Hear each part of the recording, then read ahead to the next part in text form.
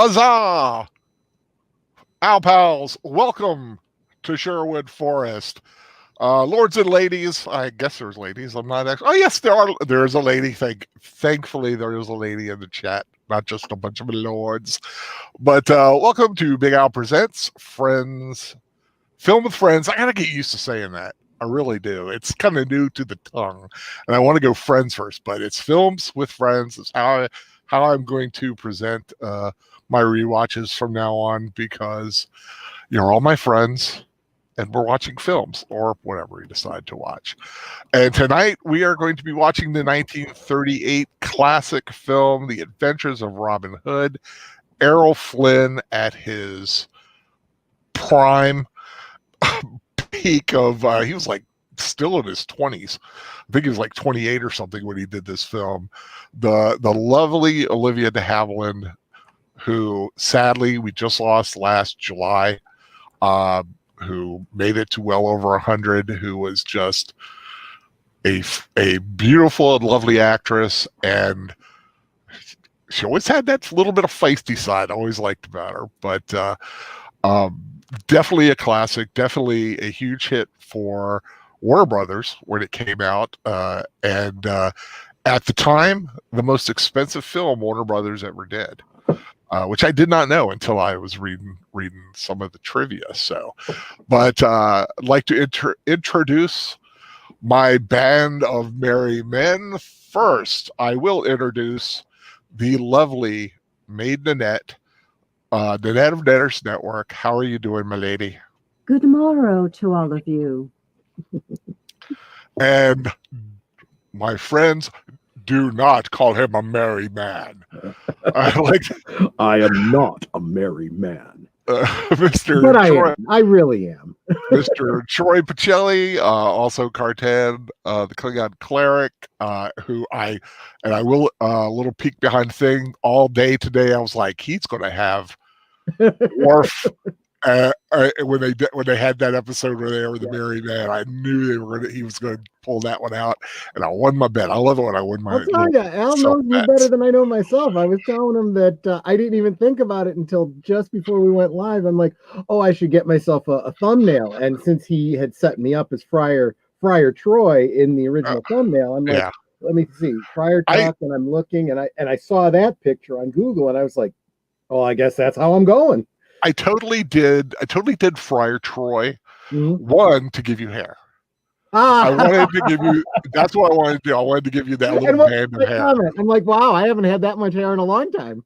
I want to say, as much as I love doing the little Bitmoji modifications. I find it fun. They do take a little bit sometimes. They're getting a little easier because I kind of have some ideas, and sometimes I just use the heads. But like on Life of Brian, I just kind of threw the things in there. So what's everyone sipping on? I am drinking lemonade, of course, which is my beverage of choice. I had just finished a lemonade. Netter? I am drinking my Lipton Diet Green Tea Citrus. She likes that stuff so much, and in fact, she even got our attorney drinking the same thing. He was looking for an option to water, and she suggested it. I finished my lemonade, and I am now drinking I'm drinking a brandy. And I know it's good because it's Christian Brothers. So that makes it good, right? I'm not a drinker of like big spirits like that. But I always like the concept of brandy and cognac. Kind of like the noble drink, the gentlemen in their smoking jackets sitting in their wingback chairs with a cigar. Yeah. That's exactly what I'm snifter of cognac or brandy. Almost a bowl, snifter. And the fact is, if you're not a big drinker, that's fine. It's more about the smell than anything else. I'll be honest. I just kind of put it to my lips and just let it touch my lips. And I literally had just had a sip or two, went up to the bathroom, and I realized, wow, am I a lightweight? Literally only a sip, and I could feel my limbs felt like they were twice as heavy. You know, Getting I am older, not the getting critical older, my thinker. friend. Yeah. Getting older. Yeah, Yeah, I've that's why never. your popcorn has boost bun. Yeah, that's why I have popcorn here as a boost. Well, no, I have popcorn Yeah, because you have it in your thumbnail, and I go, oh, I want popcorn. yeah. I'm gonna work. Like I said, I'm filling around with the branding or logo concept. I'm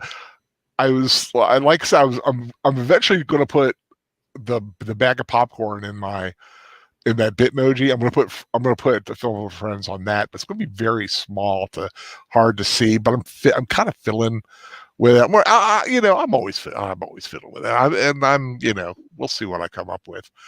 But I'd like to, of course, welcome everyone who's joining us tonight. Yep. Daniel Heron seems to be the first one, as yeah. far as I know. Hey, he's the first one I see. He wins. So Daniel Heron. Even if he didn't make it back, he said he might not. He thought he was going to kind of fall asleep, but well, that's okay. He's here. If he's here in spirit, that's fine. If he gave us a thumbs up, even better. Yep. Of course, Troy Yep. was maintaining the contact here. Man, this mouse is a little. God, my fingers. Just letting y'all know that if you guys subscribe to HBO Max, you're in like Flynn. Ha ha ha. And yeah, you like that? And it's also available for rent on YouTube and iTunes. iTunes, Amazon, I think has it Oh, for rent. It is out there, and it is on the high seas. I shared a website today. It's out there. Unfortunately, I don't think it's on Internet Archives because I think Evelyn Hampton tried. And there's a lot of Robin Hood on it, but it's like the TV show, the Richard Green television show. Yeah. But which I haven't seen anything. Feared by the bad, loved by the good, Robin Hood, Robin Hood. I'd like to welcome Janice Zeal. Well, welcome, and Casey Scott. Guys, his trademark. Hey.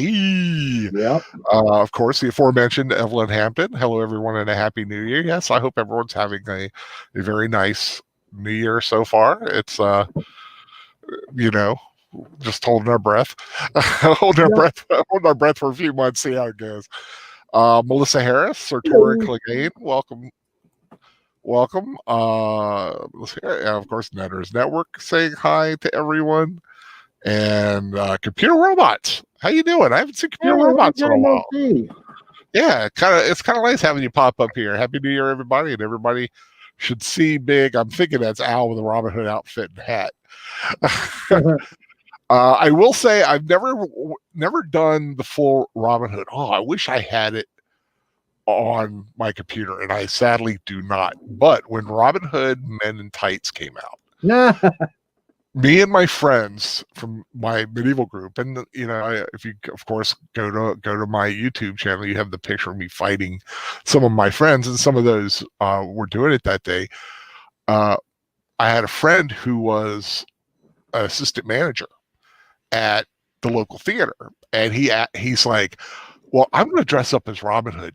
Would you guys like to come in and just kind of interact with people as they come in, and then we could see the movie later in the day? And we were like, duh. Of course, we'd have just done it for free, but we got to see the film. But I always did the Little John role. Although I could have done Tuck, but I'm not going to cut my hair.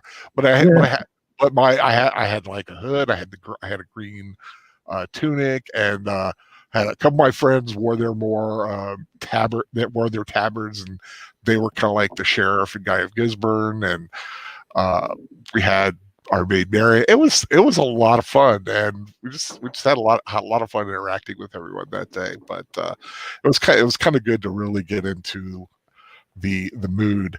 Jedi Masters Utopia's popped in. Hello. And Samuel Proctor. Hello. Hi there, guys. I think that's everyone so far. It's funny you mentioned the whole Renaissance Fair thing. And I know that was a big thing for you. The first time I went to the Renaissance Fair, I went and I was in 8th grade, I believe, at the time. I dressed up as Robin Hood myself. Nice. I like a Renaissance. Now the group I went I belong to Mhm. was very big on historical accuracy. So we actually consider ourselves an education kind Mhm. of group. We would go to schools, church groups. We did the fair once where we had for a fundraiser we had we called it Nail the Night. We spelled nail with a K, and it was basically we had people shoot padded arrows at us, and if you hit us, you got a little prize. Oh, Yeah, nice. we always made sure the kids won because we'd go right up and like shoot me, boom, and it would hit off we'd have it hit the shield, and that was a lot of fun. We always had fun interacting with that. But the Renaissance Fair, which is a lot more, it's a lot more colorful, and just Maryland has a great one, run by some great people, Yeah, and I heard that. Mhm. I think they do the same kind of company does several of them. They have kind of a similar setup, similar acts, and um, things like that. But And I know for the past couple of years they've introduced a actual Robin Hood at our local Renaissance Fair as part of the background story. Yeah, and of course Robin Hood was not in the Renaissance, but no, absolutely not. It doesn't really make a lot of sense. There is, and I'm not sure where it's at. I want to say it's either Texas or California. There's a Sherwood Forest Fair. It's like a Robin Hood themed fair. I'm not exactly sure. I liked it on Facebook, so I get updates every now and then. And I do it more for the pictures and links to medieval stuff and things like that. So, but yeah, I've always loved Robin Hood. I was very much. Of course, Errol Flynn is my Robin Hood, like Tom Baker is my doctor. But I was also a huge fan of Robin of Sherwood, which in the U.S. was just called Robin Hood, but it was had Michael Praed, and then he left the show, and then they replaced him with Jason Connery, Sean Connery's son. So they actually had a play on two of the legends. The one, Robin of Locksley, who was like a peasant's son who became a boil in the butt for the sheriff, and then Robert of Huntingdon, who was another. There's another legend surrounding him. He was the son of a nobleman and things like that. But that was a real fun show. And then of course, Robin Hood Men in Tights, which made fun of Robin Hood, Prince of Thieves, where could do an English accent, but was still a great fun film. Gonna have to do that one day. Not exactly. I think Prince of Thieves actually brought a lot to the modern interpretation too. The exploration of Morgan Freeman's character and whatnot was actually I thought quite brilliant. Yeah, it made sense, and of course, I think today some people might have issue with it. Of course, today because everyone today is oversensitive about the slightest little change in something. People just need to grow up and Oh, tell me about it. Keep their wits about them. If you don't like it, don't watch it. That's all. Just you don't have to be a Karen with a megaphone or whatever. Chad, are they doing Chad? Do we know what the male version of a Karen is? We've been assuming Chad, but I don't hear it near as much as Karen, and I think they're just defaulting to Karen even for men. Yeah. So which is kind of upsetting for anyone who's actually named Karen. That's I know that's a terrible thing to be burdened with. Just like all the Adolfs out there. That's true. Think about being named Adolf in like the late 40s, early 50s. There were people in his family that literally changed their last name because of that. Oh, I would not be at all surprised. I mean, sometimes, well, even in entertainment, if anybody remembers this, anybody who watched The Greatest American Hero, his name was originally Hinckley. Yep. And then Reagan got shot by that Hinckley guy, and then they changed it to several different things over the course of the season, and it made absolutely no sense. Yeah, that show went off the rails quick, but still, it'll tell you, man. when a name gets vilified, people they just you don't see any ships named Titanic. Just Well, not, that probably would not be such a great idea. yeah, and if you did, you're kind of In fairness, though, there's also been a very different mindset about shipbuilding too, because I mean, they called it Titanic because there was a hubris behind it. It was so large. It Nowadays, was Titanic, Britannic, and Olympic. Were the three big White Star ships, and Titanic. They were boasting about it. She's the fastest, toughest. You can't sink her. Boom. First time out, God's like, some people need a kick in the pants here. And but yeah, we could really go off the rails on Titanic. Well, maybe one day we'll do a Titanic rewatch. We will, because then we'll have to talk about the fan theory that Jack is a time traveler. Oh God! No, Wilson, the original. No, Titanic? he means Yeah. Yeah, we could. I mean, actually, either one would be good. They're both decent films. I think the new one's kind of. Well, I say new. God knows how old it is now. It goes on a little bit, and but still, I mean, still a beautiful film to watch. But we're not here to talk about terror. Trouble in the High Seas. Tonight we're talking about Trouble in Sherwood Forest and in Nottingham, and Errol Flynn, who was just one of the great action stars of his day. I was looking over some of his thing, and Captain Blood. I was like, man, we got to do stuff like Captain Blood one day. And all that, like I thought the Seahawk, some of those pirate films would be a lot of fun to watch. But tonight we're watching the classic, of course, The Adventures of Robin Hood. Like I said, if you have HBO Max, it's on there. Unfortunately, if you don't, hopefully you have it. This is one of those films that would be great for your collection because it's got great rewatchability. It is the definitive look of Robin Hood. Green and tights, and hoods and everything else. This is what people think of when you think of Robin Hood. You think of this film. So let's get started here. We're 17 minutes in, so we're about on time for getting started here. My copy, it's literally starts right off the bat, like after like 1 or 2 seconds, the fanfare into the Warner Brothers logo. So if you have anything else before that, get to that part because that's where we're going to start at. And you guys got anything else to say before you get up? No, in fact, I'm waiting until we start because I do have something to share right at the beginning. Okay. The Great Adventures of Robin Hood, great score by Korngold. Oh God. I think Daniel here, I'm sure he's got the soundtrack somewhere, but we're gonna start when I'm gonna count down 3, 2, 1. Start. When I say start, you start. Yep. 3, 2, 1. Start. There we go. So the very first thing we see is that Warner Brothers logo presents, and it's all against this parchment background, right? Yeah.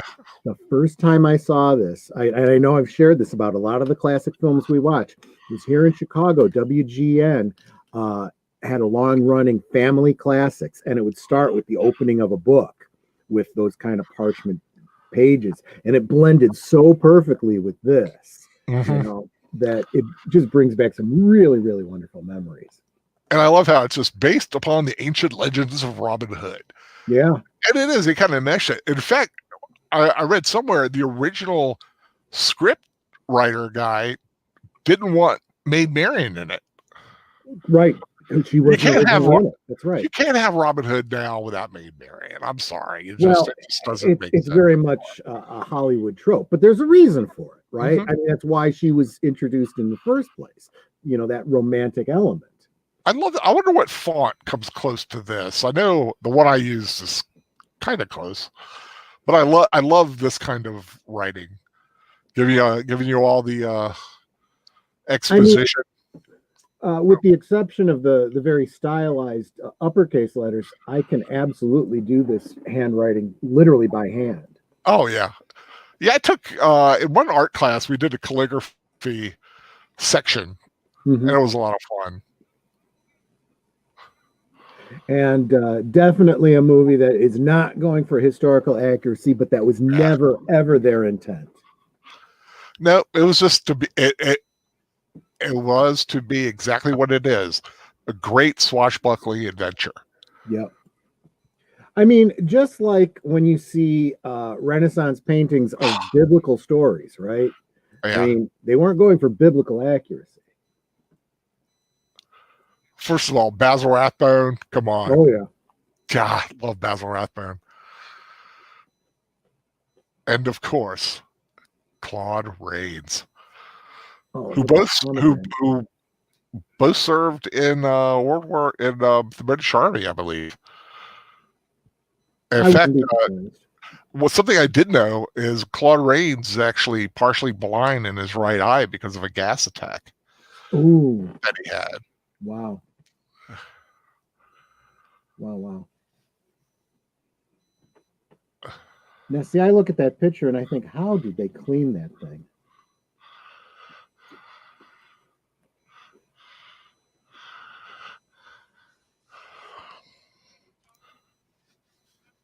See, even over 100 years later, there's still that separation. Normans and Saxons. Yeah. And the thing is, like, I don't care who it's for. Someone's got to pay me. Right? Yeah.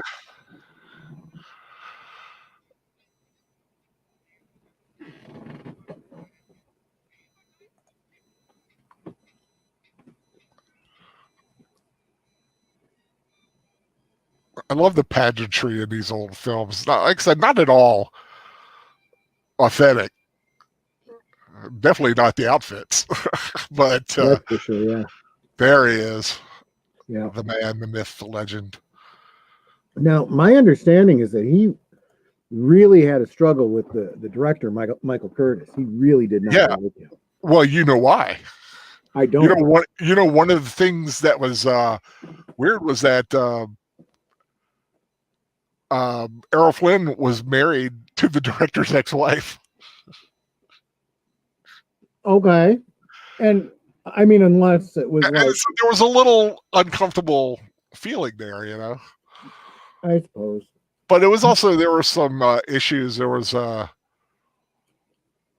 one where he had during one of the sword fights, he had the guy that Robin was fighting took the safety tip off and kind of freaked Errol Flynn out. And he says, "Well, I wanted to put a sense of danger in there." And Errol Flynn literally grabbed the guy by the throat. It's like, "How's this for a sense of danger?" or something like that. He had some issues with each other. Yeah. Yeah, and I guess I mean, I've heard stories like that all the time that, you know, people behind the scenes didn't get along. And you know what? I guess that's always been the way it's been, right?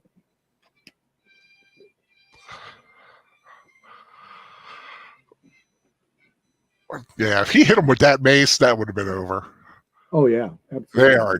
Mace is a nasty weapon.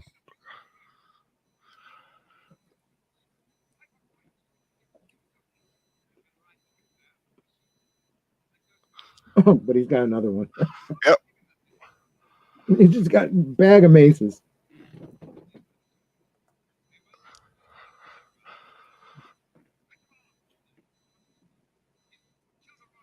You know, I never really thought about this before, but you got Will Scarlet in Scarlet, and he's basically wearing the same outfit as Robin Hood, except Robin Hood is in green. Right. I now see the parallels with the DC Comics characters. You could just do the equivalent of drawing a gun on him. Yeah, exactly. Now, in reality, the Knights would have just cut him down, but, you know, again, that's not what this movie's about. Yeah. Of course, Will Scarlet there, played by Patrick Knowles, would later show up as in Frankenstein Meets the Wolfman. I like pulling in the Universal Monster connections every now and then.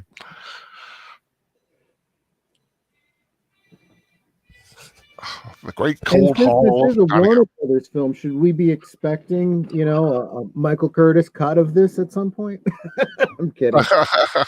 I kid, especially because there was nothing changed from the original cut of this movie. No, yeah, they shown they screened it. Yep. And the audience loved it, and they released it as is. Yep. With no cuts. Now there were scenes written that they never did because it was over budget as it was. Yeah. There was supposed to be a jousting tournament, and the ending was different and changed a few times. There was one that was originally going to be a siege, and there was a couple different ones, but it sounds to me like they put the time and energy in to think it through, and get it right, and rightly so. I heard this was one of the most expensive films at that point. Yeah, the film, of course, filmed in Technicolor. Mm-hmm. At the time, there were only 11 Technicolor films in existence, and this film used all 11. Oh, you mean the cameras? The cameras themselves. Yeah, the camera, sorry. Olivia de Havilland. She's like the girl next door of the right? Of the older act of this time. She was never like the super glamorous one, but she was the one that you kind of were most attracted to. She's got a nice smile, that's for sure. She does. I always thought she was a very beautiful girl. Like you go with the wind. I mean, Scarlett was beautiful, but I would have, Olivia de Havilland. I just thought she shined. So here they are talking about, Sir Guy is in love with you and all this, and he's right there. I know. Yeah. It looked really uncomfortable. He's the prince. What are you going to do? And from what I hear from the folks at the Ren Fair, I guess it's kind of like that up on the days when they're talking. Yeah. I mean, think about it. There's no TV. Yeah. So you got to have something to entertain yourselves. So, let's spread gossip and, make fun of our friends.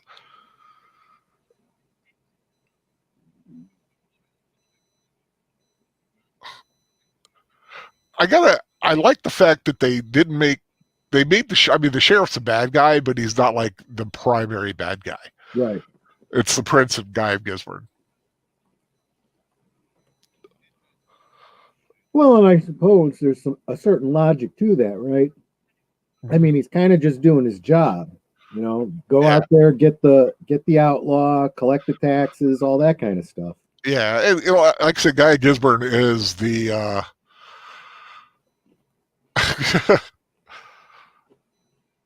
Here, yeah.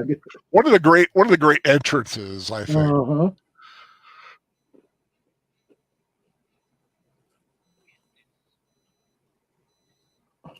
This is the guy we were just talking about. Yeah.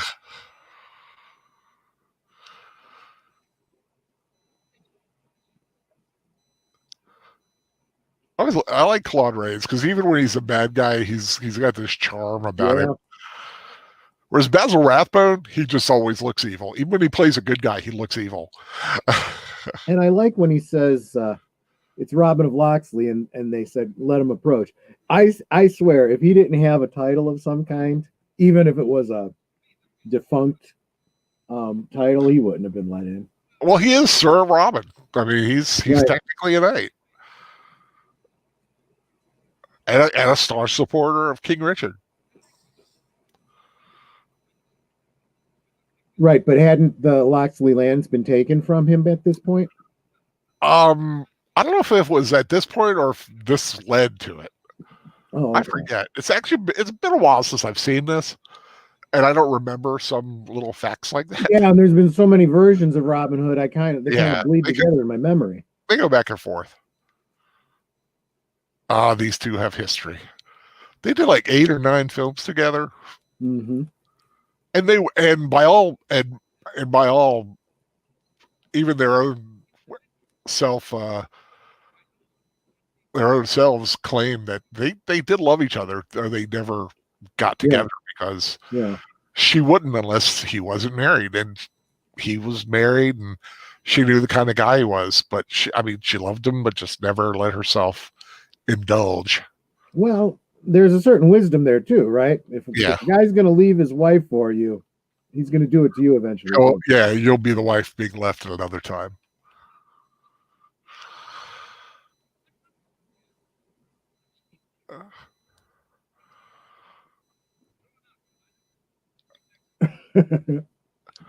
See, when we had feasts, we always try to like have cool little settings like that. Oh yeah.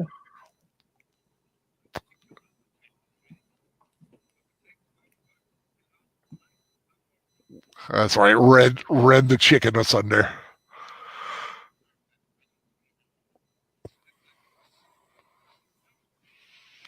I've always wanted to do that to a rotisserie chicken. Just rip it apart and start eating it. It's pretty much how you have to eat a Cornish game hen. I can't think of any other way. She like get a real small knife and cut it like a turkey. Yeah. Samuel Proctor, I like that. It's Green Arrow and Speedy. That's exactly what I was saying. Yeah. Yeah, I like that. I didn't notice that. Yeah, Jedi Master Utopia talking is like throwing the deer on the table like a boss. I like the scene in Men in Tights that kind of parodies that. You think he throws a boar on the table, and he goes, Richard Lewis goes trafe, the whole Jewish thing.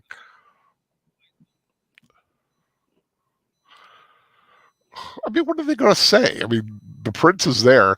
That's actually one of the reasons a lot of Prince was able to gather things. He was there. Yeah. Richard was always off in the Holy Land or somewhere else. He spent very little time in England.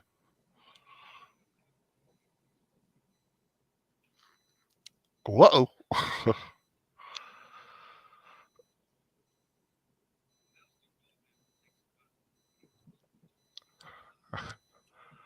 That suave coolness.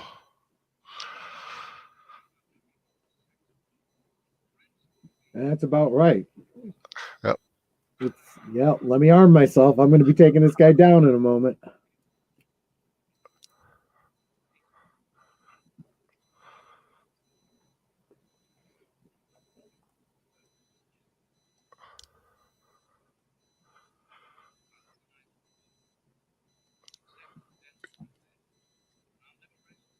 You got to love a man who'll speak treason right to your face. Yep.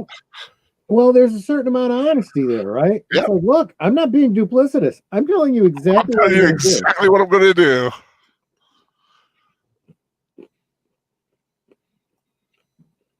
Came close, but not quite.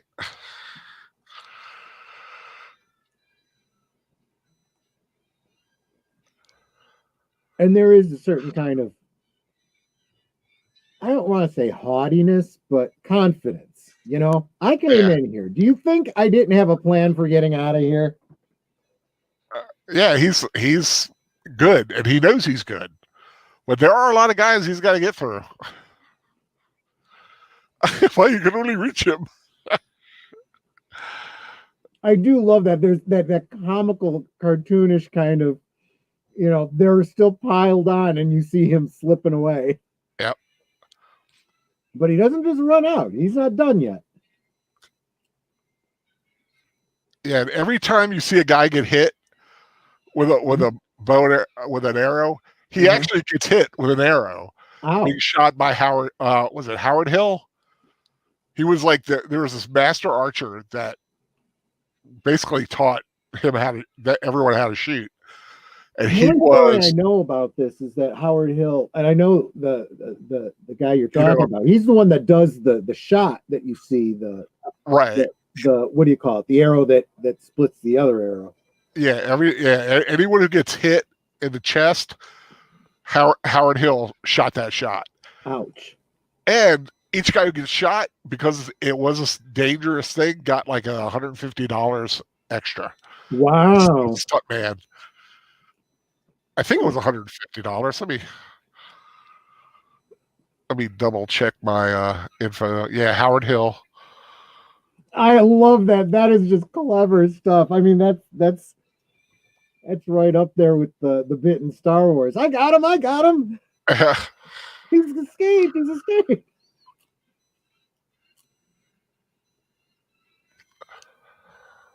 Or C-3PO. They're madmen. Hurry. If you run, you can catch them. Slap. Guards are like, what?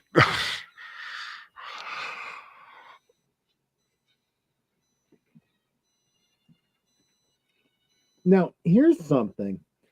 You know how YouTube does when you're watching videos, it recommends other videos related. So when I was looking up, this movie, something that came up was Star Wars related. Oh yeah. And the little piece of trivia was that Ben Burt used the sounds of the arrows firing from this movie in Star Wars. He used it in a lot of films. But yeah, he it's one of the sounds that he would use to mix in with some of the other things. I don't know exactly which ones, but like that little shoot like that. You tweak that. That's probably at least part of the lightsaber sound, or a blaster fire shots. Yeah. Oh, he fell off his horsey. Yeah. I do know a lot of the blaster fire came from like tension wires that were breaking the guy wires on, and hitting them and getting that sound. I don't know specifically about this movie, but I know in this era they did things very differently than they do now. They didn't have the protection for animals that they do in modern films, and I know that it was not uncommon for horses to be injured and killed making movies. You know what? That was another issue that Errol Flynn had with the director, because he was also the director on Charge of the Light Brigade, and there were a lot of horses killed and injured on that film. Really? And that was and Errol Flynn loved horses. He was a horseman, and so he had issues about that. So that was another little. So it makes me wonder if maybe that's part of history that maybe Errol Flynn had some impact on, animals being well treated in movies. I don't know. I'm speculating. I'm sure that there was some impetus of it here, but yeah, it took a long time. I mean, a lot of these old films, when horses go down, they're being tripped by a tripwire. Yep. And it's not good on the horse. I mean. Yeah, if they fall wrong, they break their leg, and you know what happens to a horse that breaks his leg. I remember in Braveheart, they just used replica horses and just filmed it just so you couldn't really tell. But yeah, well, I did have to wonder about that one scene with the Claymore in Braveheart. I'm like, that has to be some kind of a special effect. Oh yeah. Oh, a lot of special effects used in that film. That's another one we haven't done. Braveheart. Yeah. Now that one I struggle with. That one is supposed to be historically accurate. It really not even close. Not even close to historical accurate. Outfits. That's another example. It's another one of those examples of rewriting history, and people got there was actually a big dust up over in Scotland over it, and people talking about, wanting independence again from England and blah, blah, blah, blah, blah. And everyone's like, it's been hundreds of years. Really? What are you? And they're all basing it on this movie that wasn't even accurate. Yeah. Well, I always had an issue of that they had the Battle of Stirling Bridge. Yep. There was no bridge. Yep. I know exactly what you mean. Oh, now, of course, we're getting ready to meet Little John Little, or being played by the great Alan Hale Sr., who in 1922 with Douglas Fairbanks Sr. played Little John. No kidding. And he played Little John in another film like many, many years later. And I think at the time, it was a 28-year difference. This is when he first played it to when he last played it. And it was the longest in history where one guy played it in the same role until Sylvester Stallone's Rocky beat him out. But also, Alan Hale Sr. was father to Alan Hale Jr., better known as the Skipper from Gilligan's Island. Yep. And you can tell. I see the resemblance too. Yeah, if you can say he doesn't need, he wouldn't have needed a DNA test because he looks just like him. Look at him. Yeah.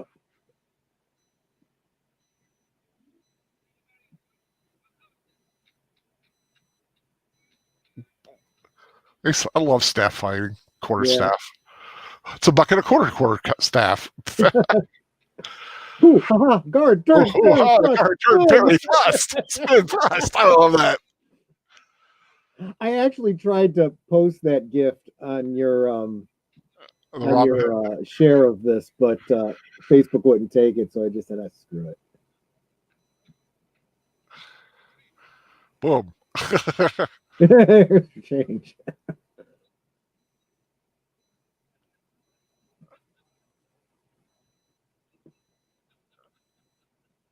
And there is a certain amount of like, I had fun doing this. Yeah, that was a lot of fun. Oh, you're my buddy now.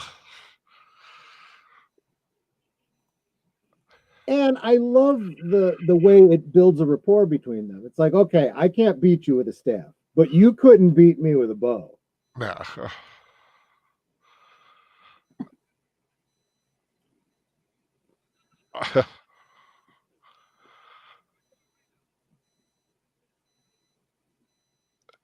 I was on one of the stories from Robin Hood, Prince of Thieves, when what's his name? Costner was brought into the first costume fitting. Yeah. They had an outfit like this waiting there. Oh God. And he was like, what? And they were kidding him. I would hope so, yeah. It was a goof on him. That is so funny.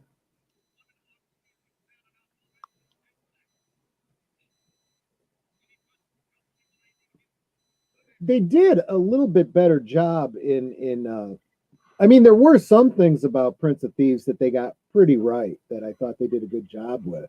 Yeah. Oh, it's a good film. I mean, it has its issues, but a lot of films do. I haven't seen the Russell Crowe one because I'm kind of scared. Oh no, yeah, I have no interest. Yeah. Yeah, it's like and of course that other one that they did. Ugh, I saw the ad for that. I'm like, no. Yeah. Just no. I don't even want to see it. And you know how I am with toys. I love the toys that came out of Prince of Thieves because they were like reworkings of all the Kenner action figures, including the Star Wars figures and the Superpowers figures.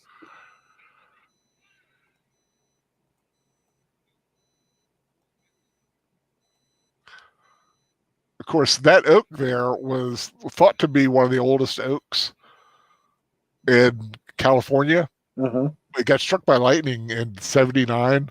They actually found that it was two trees that had grown together. Huh, that's interesting. Yeah, and that rock there is totally fake. Yeah, they needed a rock there for him to stand on, so they built one. Yeah.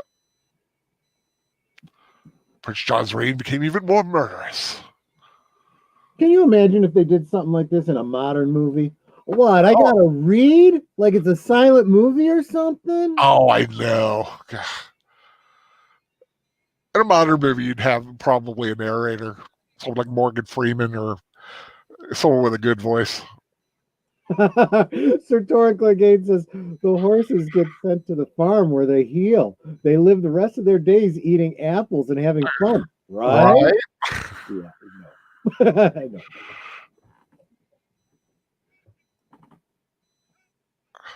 And if we didn't say it earlier, welcome, longest running superhero RPG on Earth. Oh, hello. Hope you're healing. Hope bones are knitting.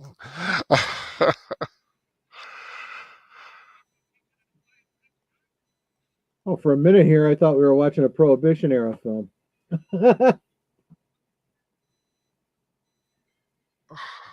Wow, she's cute. I guess he thinks so too. Yep, you guys are going to regret this. Boom. And took out the flame, too. I know. That was a good one. So I have to wonder, longest running superhero RPG on Earth, what game system do you use? GURPS or something else? I always liked GURPS. GURPS was cool. I've heard a lot about it, but never had opportunity to try it. It kept you from becoming like a super character. You know, like you play D&D long enough, your character becomes so overpowered, it's ridiculous. In the old days, anyway. I'm not sure how the new ones are. But GURPS kind of kept you, you improved, but you weren't unkillable. Literally if you were a guy with like 80 hit points and this level umph, but in GURPS, a guy with a knife could kill you, which made you. We transferred at one point, and I was playing a knight, and my character got a lot more killable. I got real scared. The only two superhero role playing game rules that I used was the DC Heroes from Mayfair and the Marvel. Oh, who did Marvel? I can't remember. I don't know. But I love the fact that Friar Tuck has a helmet. Just so cool. That makes sense. Yeah. Oh, he does say GURPS and DC Heroes from Mayfair. Oh yeah, it was TSR Marvel, right? I played Champions for a while when we started a superhero game. We went to Champions, but then we just switched to GURPS, so everything became GURPS for the longest time. But I miss the old D&D games. I like being an unkillable character. Well, not unkillable, but you know, it's like 20 orcs, no problem. Stealing a man's joint of mutton, probably mutton.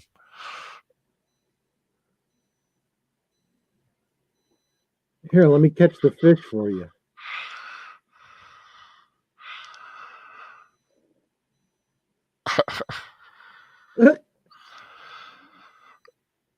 I like how he's playful. So, of course, the archetype here is the swashbuckler, but a lot of people credit this film and Robin Hood in general with the idea of the lovable rogue that kind of evolved out of the swashbuckler. Yeah. And he was a great actor to play it because he's just likable. Yeah. And so you have something like Captain Blood where he's like basically a pirate. Tyrone Power is the same way. They had that likability, even though they played the quote unquote bad guy. Well, not bad guy, but anti-authoritarian guy like Zorro or something. Man, Zorro. I have to pull out some of those. Now, see, that's interesting, LRSH. So, in other words, you use different rules for different character levels. I can't. That boggles my mind. I don't even know how you would keep that straight.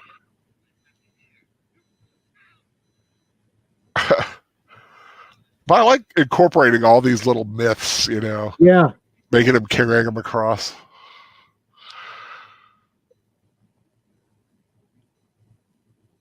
It's like, throw us the meat. Well, it's true because, you know, they're hungry men. They're hungry men in tights. You saw that coming, didn't you? We're manly men. Yeah, we'll have to do men in tights, too. And of course, if I were the friar, I would do exactly what he did. Flip him. I would have probably gone backwards, but...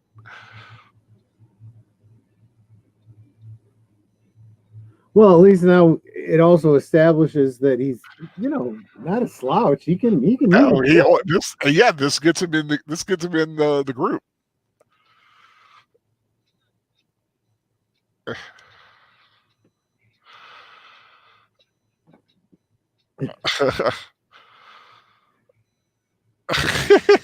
Yeah, it's not like I'm gonna fight fair though. That tricks his nose. I think I read the swords had or it's like an aluminum alloy, Sure. beryllium, something like that. Beryllium. That's a very Star Trek-y sounding name.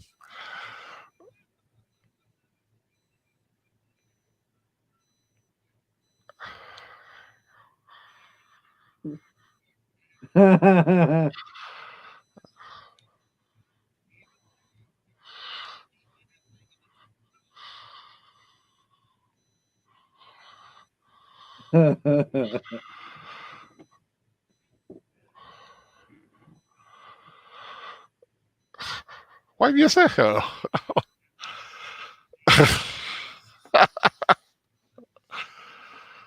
And I'll introduce you to grain as God intended it to be consumed. Thing is, Robin's going to dry off really fast. Friar, not so much. Yeah, that's gonna hold on to the. But it's probably a warm day. He doesn't mind too much.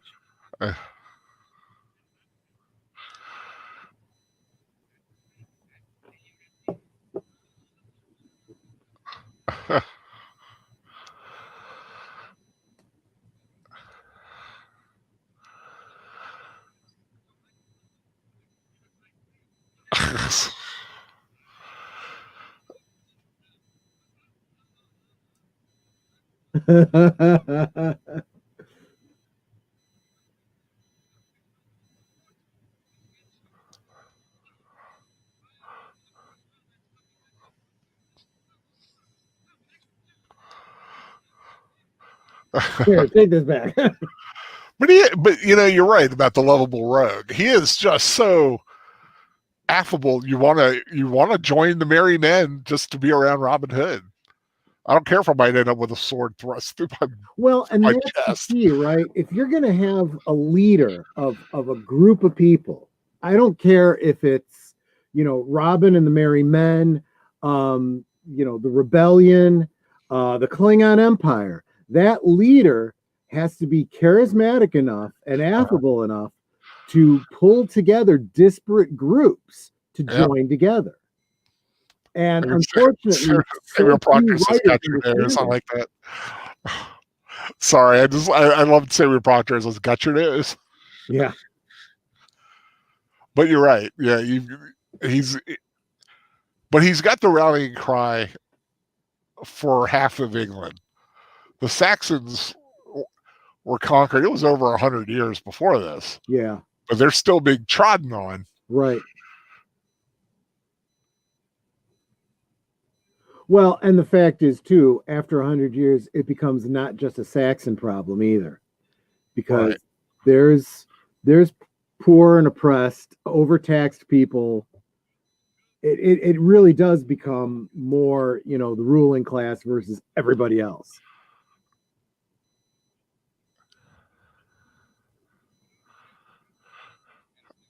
He's got his little mace again. Yeah. They look tiny, but they are devastating little suckers. Well, I mean, when you consider how heavy they are and their sharp points, they're not easy to wield, and that's why they're small. But you get a lot of punch in that little bit. I had a friend of mine made one, and we were destroying things left and right with it. It was awesome.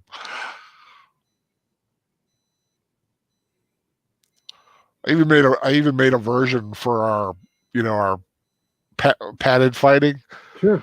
But you just can't get the right feel when you're dealing with padded weapons. Right, because if you don't have that heft, it doesn't feel right. But it looked good. It's like a big old bulky thing, yeah.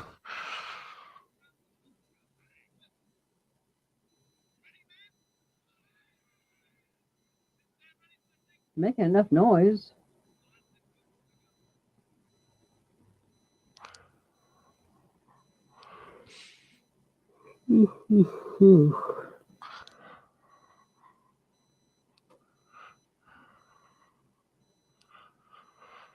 And that's why Robin's men wore green. Right, exactly.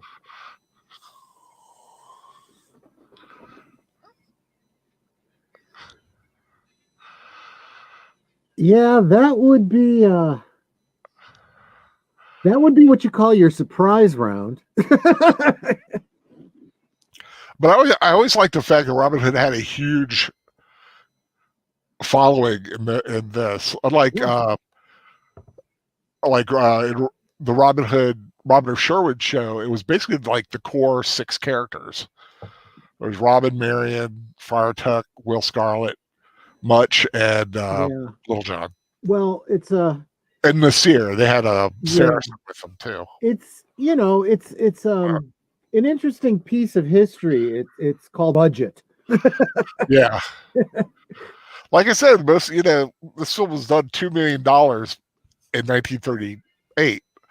Yeah, that's a lot of money now. Yeah, you can make a good film for $2 million now, but it made it back. It was a hit. Boing. I mean, these guys are really jumping. Yeah, bringing out the trampolines. Yeah.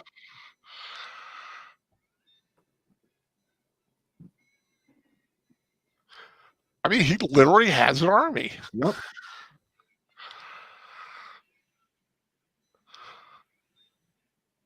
So that's classic. That is the classic scene. Yeah. Welcome to Sherwood. Shows up even a Bugs Bunny cartoon. Yeah.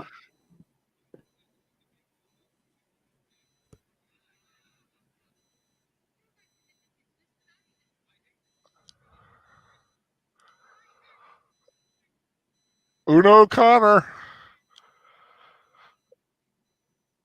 You remember Una O'Connor, right? From Bride of Frankenstein and Invisible Man. Oh, yeah.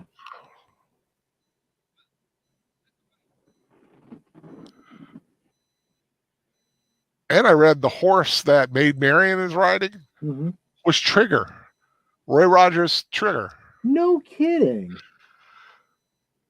Before he became Trigger. Gotcha. I think Roy Rogers eventually got him later.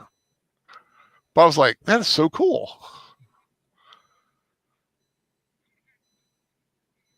I suppose just like the human actors, they have a history too. They got to start somewhere.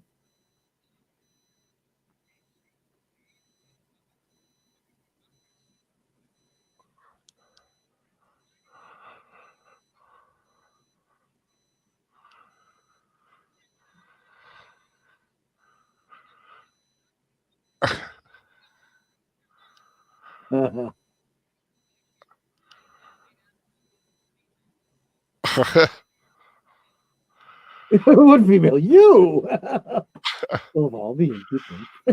And like, see, suddenly, boom, she's flattered and all smiles. Yeah. You go Much.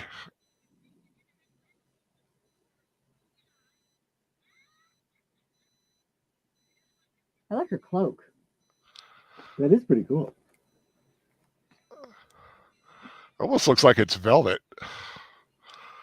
It's kind of got that shine to it. Look at that. We did that once at a little feast of just us. We had a suckling pig. Well, not a suckling pig, but it was a pig. I was at a Klingon barbecue one time where they had a whole pig that they did, they roasted it underground. Yeah. Wow. Like Hawaiian style. Yep. That would have been a good way to go. We just had it over like an open fire for like the entire day. It could have been better done. We're lucky we all didn't get trichinosis.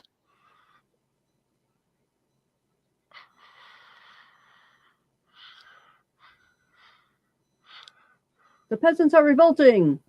Well, give them a bath. I love the material of her dress. It's got that, from one angle it's green, from another one it's gold. Yeah. Man, he looks fancy in his new getup.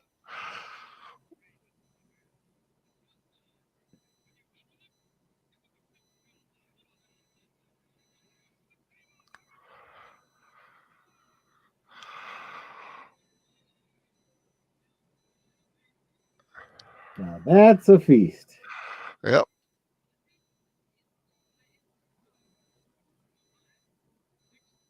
Hello with the head and the feet. Yeah, exactly. Which tells me that that's a real bird. They didn't, mess Yeah. around. Well, They he's cooked up a bird and he ate it on set.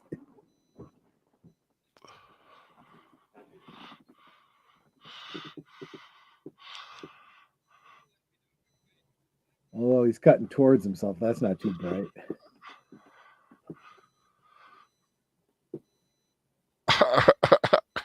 It does look good. that's yeah, and not at all suggestive.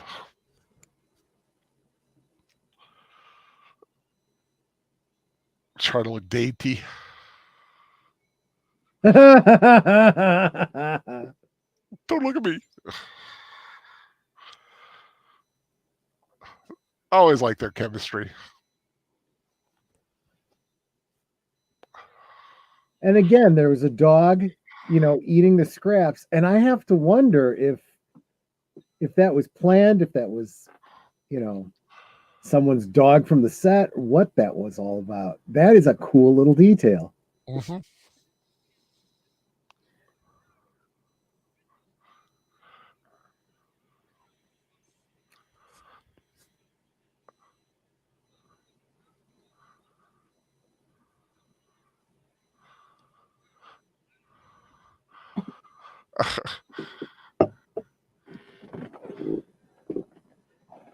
Oh, hey, Sound Engraver. Hey, guys, I'm on Hey, the phone with my mom, but I will keep this running for your watch time. Well, that's nice of you. Thank you so much. Thank you, Sound Engraver. Say hi to your mom.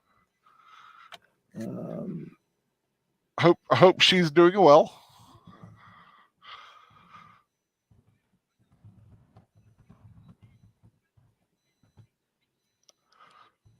They were wondering how horses die of old age, like 20 years, 25, 30.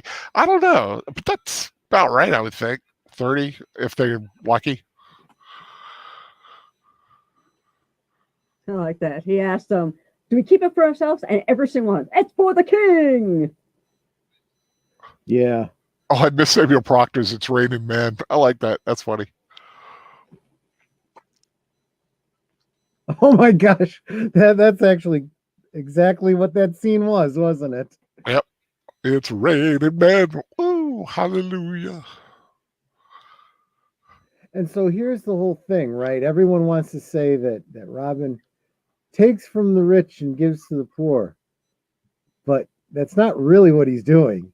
He's taking the property of the poor back from the rich who stole it through improper taxes and outright theft, cloaked as the greater good.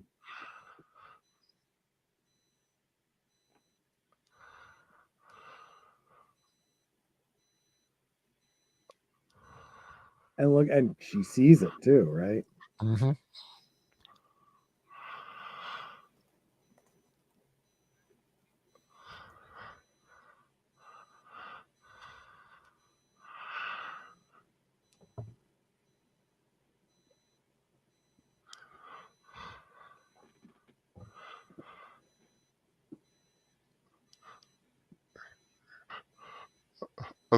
Till then, she's only seen his men. Now he sees what he's fighting for. Exactly. She sees what he's fighting for. And that is such a great scene because the look on their faces, this absolute gratitude, right? Because they literally would have starved to death otherwise. You're right about her dress. It does kind of have a cool changing color. Yeah.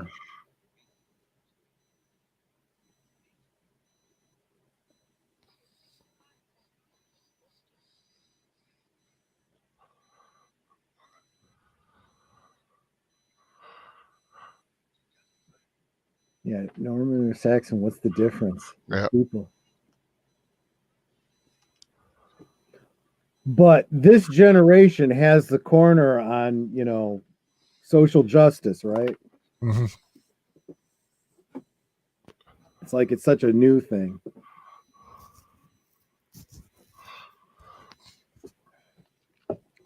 I always think it's cool to look at the world from the point of view of where they are. Hmm. World War II hasn't even started yet.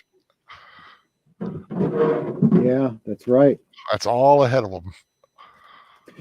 In fact, my understanding was they were supposed to do a sequel to this, but it was because of World War II that it didn't. Yeah, there were. I think it was going to be Robin of Locksley or something like that. Hmm. But by the time I think Claude Rains and I think Olivia de Havilland weren't with Warner Brothers anymore. They were with another production company, and that was a big thing back then. You weren't just hired by a company for one film. You were kind of under contract. Yeah.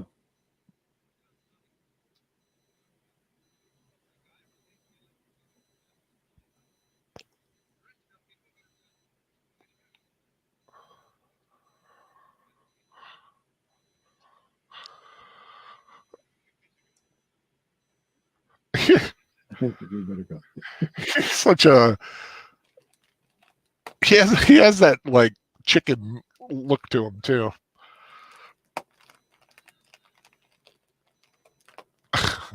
Oh, I got Little John's wearing guys stuff.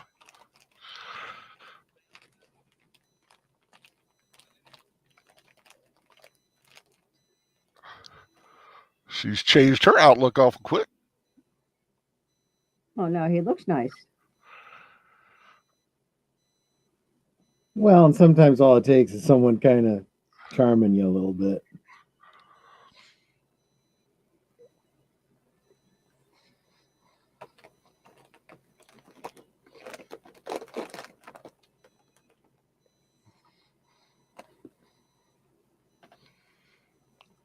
And I mentioned it earlier, but the one thing that really I think a lot of people don't consider is just the music in this is so good.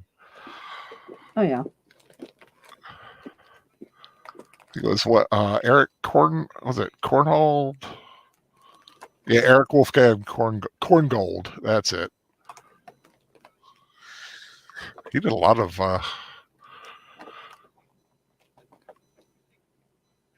great soundtracks.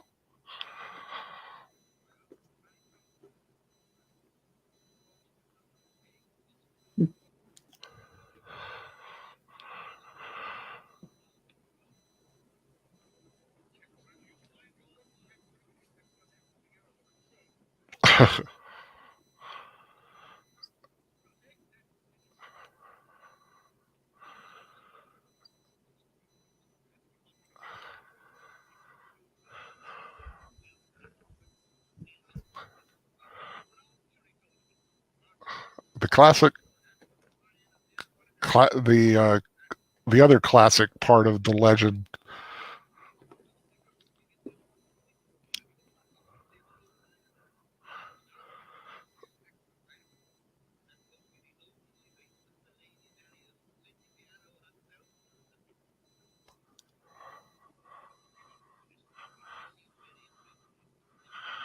Yep. Got to lure them out, get them on our ground.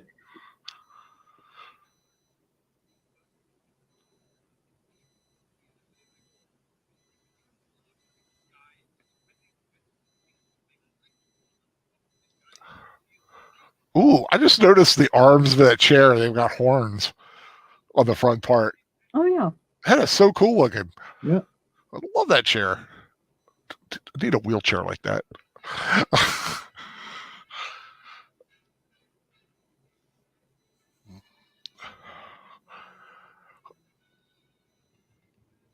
I remember the Robin of Shorewood, the 80s with Michael Praed. The first episode they had their little magic. It was a magic arrow or something silver. It was some kind of thing. They always throw in the golden arrow. Or... Yeah.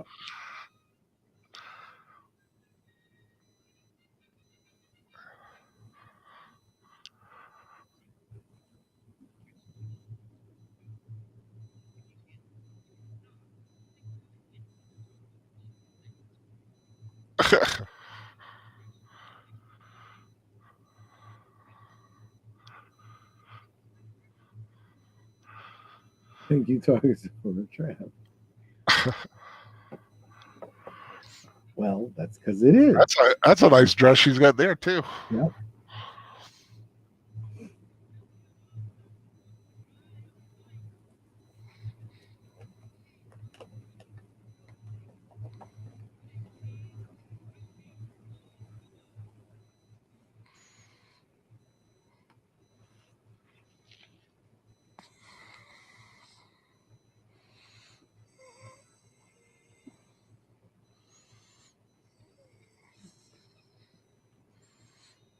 I do like those targets.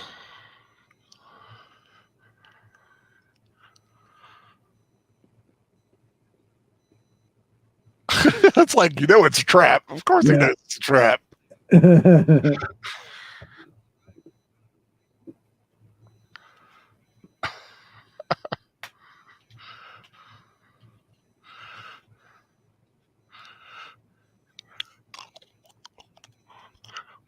Pardon the pretzel.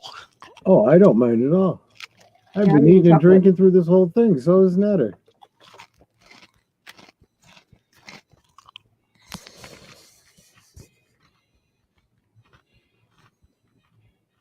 We could also probably do the Disney version of this too. Oh yeah, I have it. I think. I'm sure I do.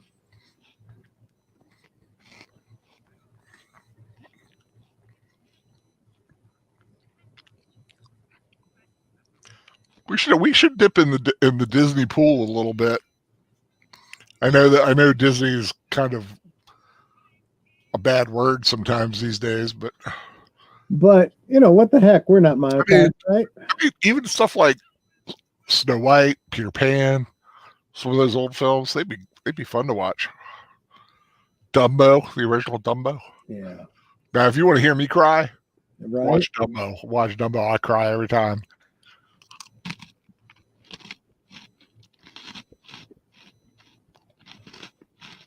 What was the movie? Was it Cinderella? I think that was it. I kind of get those princesses confused, but I think it was Cinderella that they did the live action version of, and it's like the only live action version of a classic cartoon that I thought they actually did a really good job with. Yeah, I think that was a good one. Was it? I want to say Lily Allen, the actress. I don't know. Who is a beautiful woman. Let me see, because she was the one that was in Downton Abbey. What was her name? Lily Allen? Lily Allen, I think.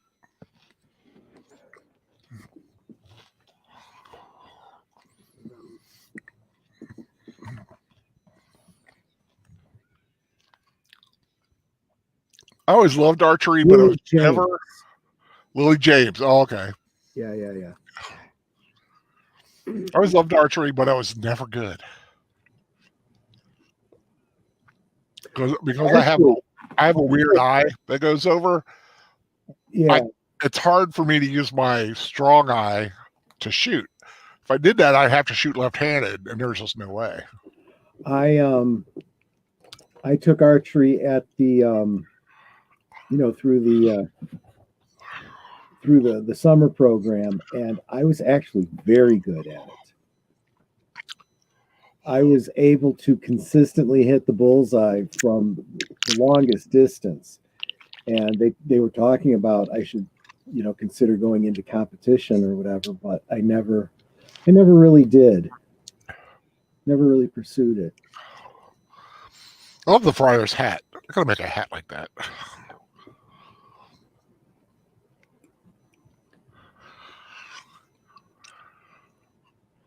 Here they come, moving into position. And him with only, 3 arrows?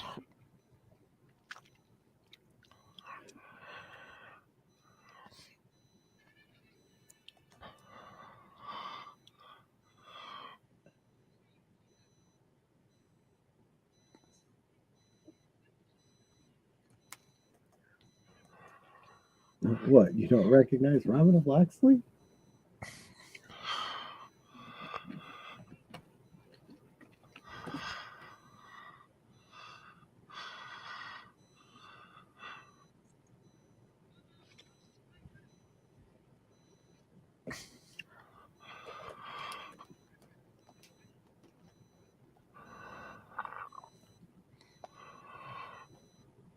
And see, the thing about, paces doesn't really matter, how accurate they are, as long as it's consistent for both archers. That's the Right. important thing.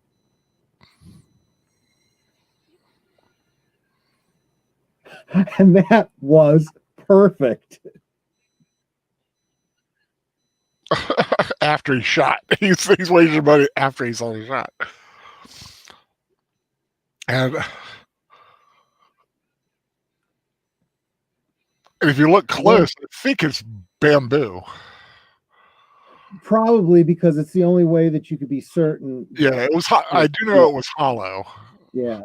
Because you can't do it because MythBusters, they did it. The best they could do was get a third of the way split. Yeah. Of a wooden arrow. And that has nothing to do really with the accuracy. It has to do with the way wood splits. Right. Yeah, you can hit the end of the knock. Yeah. Or not the knock, but whatever it is. I mean, because if you want to get technical, I've seen archers that fire a hollow tube and then put another arrow into that hollow tube. Yeah, it's possible to do it, like I said, but it's the makeup of wood. Yeah, that doesn't let you split like that.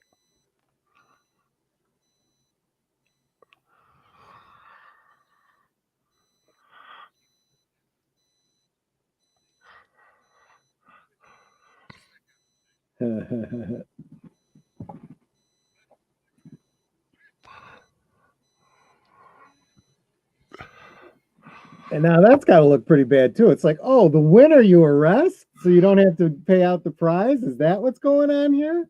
What's the significance of the black arrow he mentioned? I don't know. I wasn't paying attention. I was only following that the gold arrow was the. Well, it was some of the black arrow meaning death, basically. Black.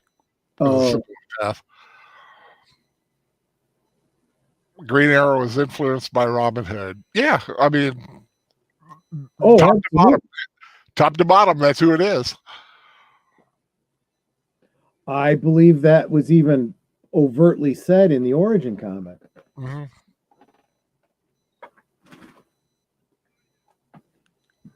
And then, as I was saying before, when the action figures came out for Prince of Thieves, yeah. They actually real quick, I did miss if he's still here. Longest running superhero RPG is kind of getting drowsy because of his medication. Oh, and had to call it out. So yeah, take care, man. Take care if you're still here, man. Thanks for joining us. But they reused the Green Arrow superpowers figure as the body of Robin of Locksley for the Robin Hood Prince of Thieves. They also used the body of the Gomorian Guard for Friar Tuck. Wow, that's kind of cool.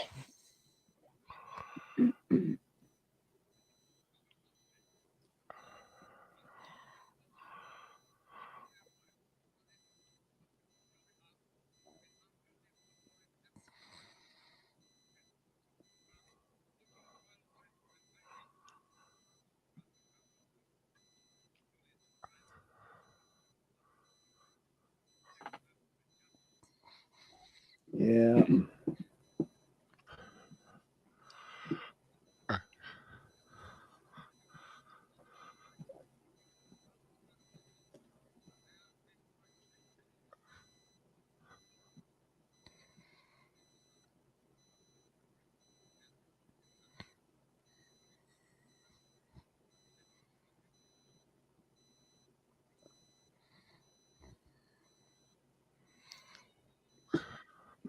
Don't count your chickens there, Guy of Gisbourne. Yeah. Oh, I love that outfit. She has the best outfit. Yeah, that's nice, like classic medieval lady kind of look.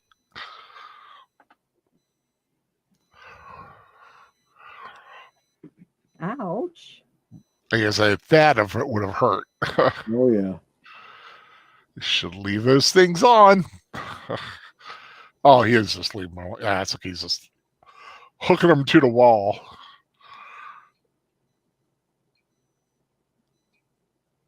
Hammer time. Da, da, da, da, da, da, I'll tell you, that's how you do it. You can't pick a lock when there's no lock to pick. You are solidly, Yeah, you're attached stuck. to that wall.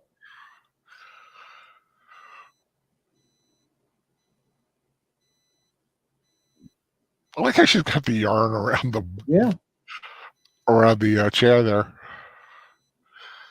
I would love to have a room that has a fire like that. Not even a fireplace. It's just like, well, it's a fireplace, but it's like you literally could like stand in it. Yeah. Could be a closet if you didn't have a fire in it.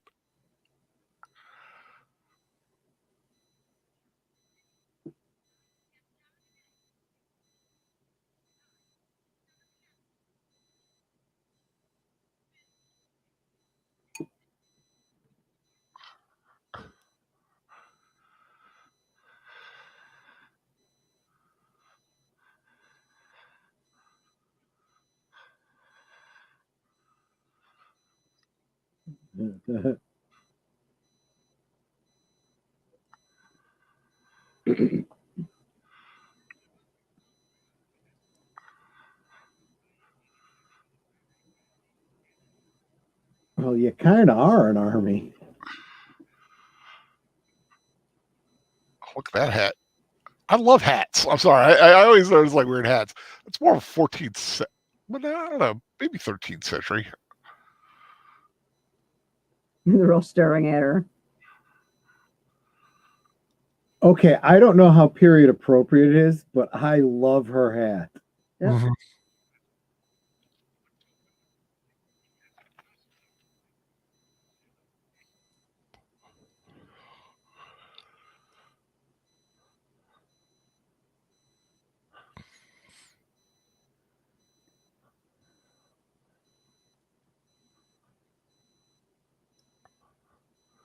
She was such a tiny girl too. Right?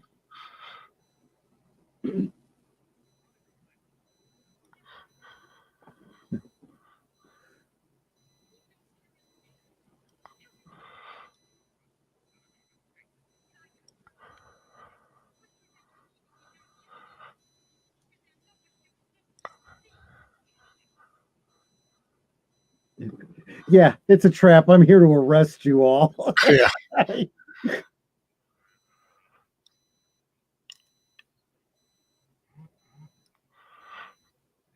Okay, that's what I'm gonna do. Swear to Mother Mary. Well, yeah, I believe her.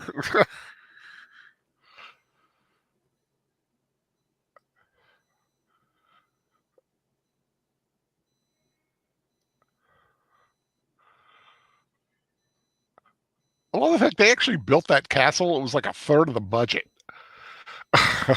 Jeez. And it was one of the largest sets until they built I think they built something for a Roman film.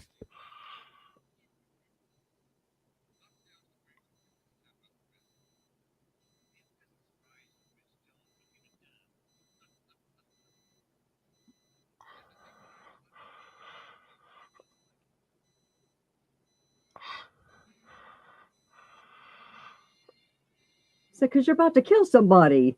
Yeah.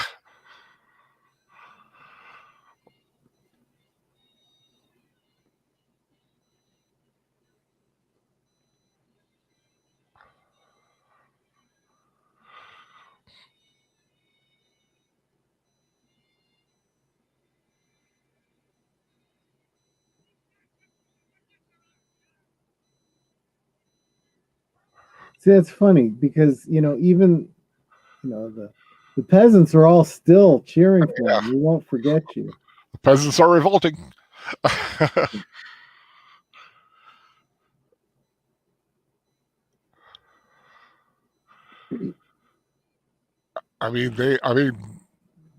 They are hanging their hero. It's a lot of gall what they do, but they've got all the guys with the swords and the spears.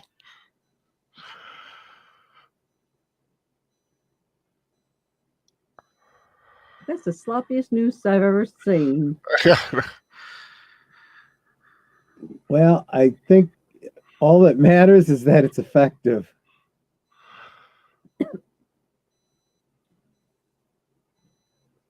And then he notices all of his men around. All's better there. And then he kind of stands up a little bit straight.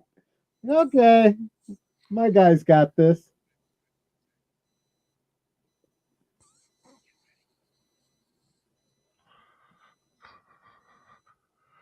I hope that guy is the best, Oh. second best archer.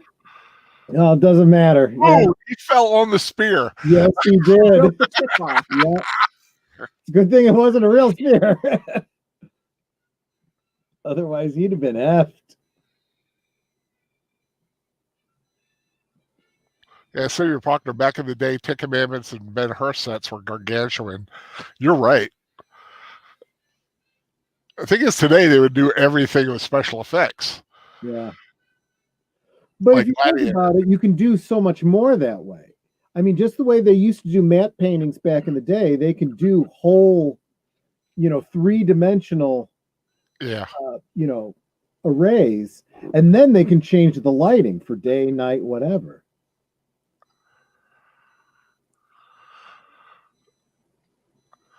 That's why I always say, right tool for the right job.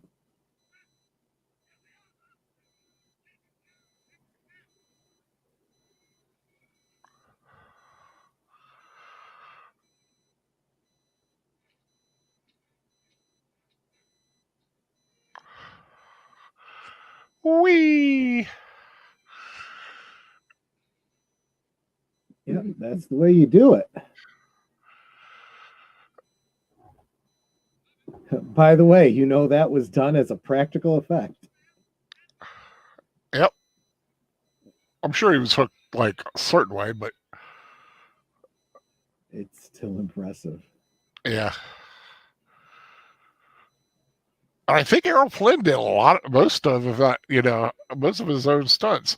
Oh, Probably not like the falls like that, but he prided himself on his youth. Even when they were teaching him swordplay, he kind of was very blasé about it because he relied on his own natural ability. In fact, that was like Basil Rathbone and him's like point of contention a little bit. Was like, the guy doesn't practice, Yeah. supposed to be fighting him and he's not practicing.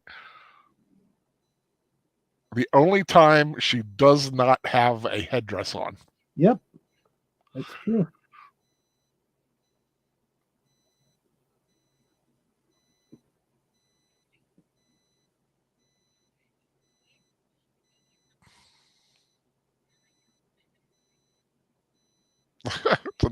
I love it. It's a nice kind of not sleeping.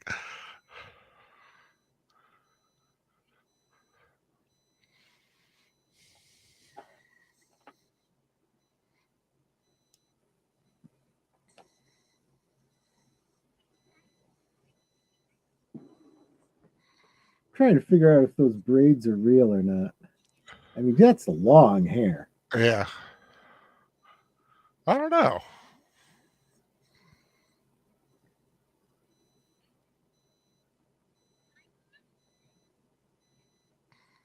They might be extensions.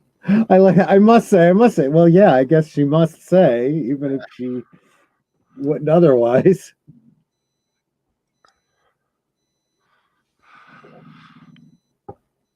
Oh, another little bit of trivia is the movie Tangled. The character of Flynn Rider was named in honor of Errol Flynn. Cool. Oh, that makes perfect sense. Absolutely. Yeah. Even his look was based on him. Sure.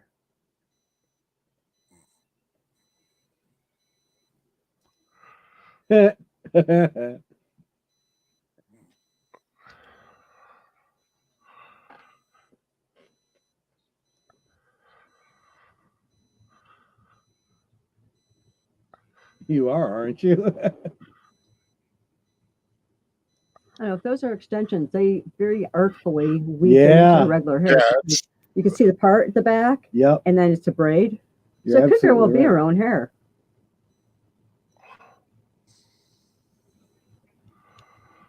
Or it starts off as her own hair, and then as they start braiding down, they add in extensions because you got those little poofy bits at the bottom. Yeah, just because seem look at kind how of thick it unrealistic. is right about the middle. Yeah. Yeah, Melissa. Melissa Harris. We were actually discussing the Disney Robin Hood, doing a rewatch one day.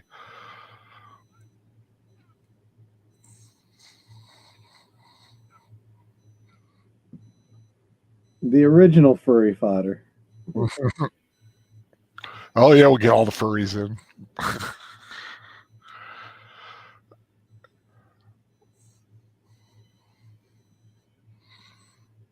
But I do know his hair is not real, because that is a wig. I was going to say, for him, that would have been fairly long. And yeah, because he didn't like the first wig. Some of the stuff actually you couldn't see because of under the hair, but under the hat. But when the hat was off, he didn't like the way it looked, so they tweaked it.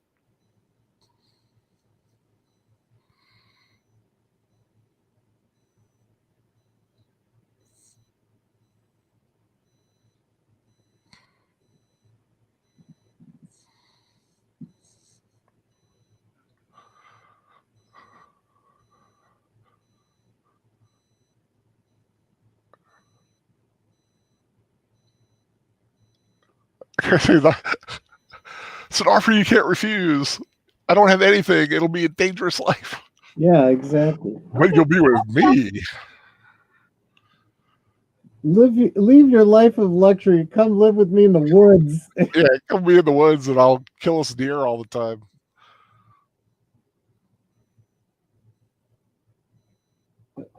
I can promise you regular food, but not necessarily regular baths. Yeah.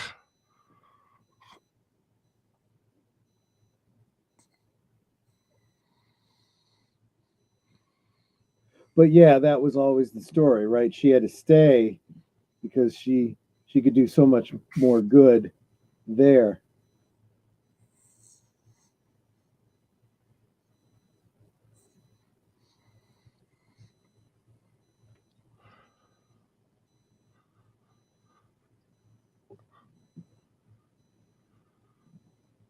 I don't know. I feel like there should be a song here.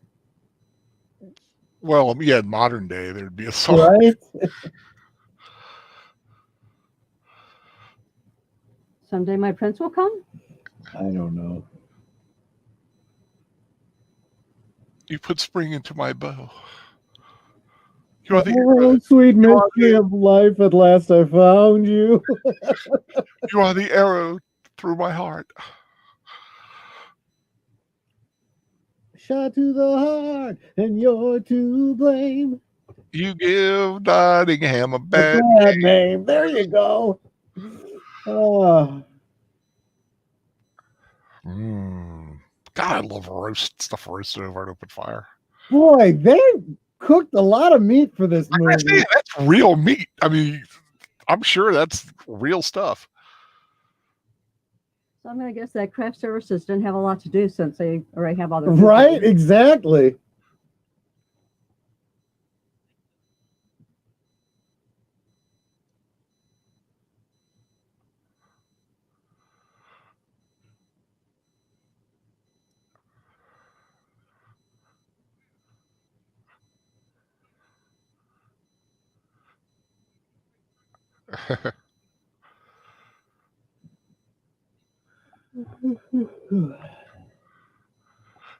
I always like the way they portrayed the king in these films.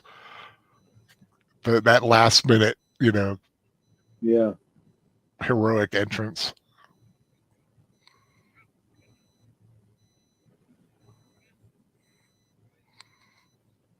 Well, that's why I really did love the appearance of Sean Connery at the end of Oh yeah, Prince of Thieves. Prince of Thieves. Yeah, that was And good. then Patrick Stewart in Men in Men in Tights.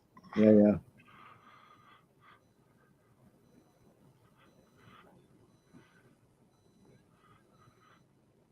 He knows who it is. Well, it's only because you heard him say me sire. Yeah.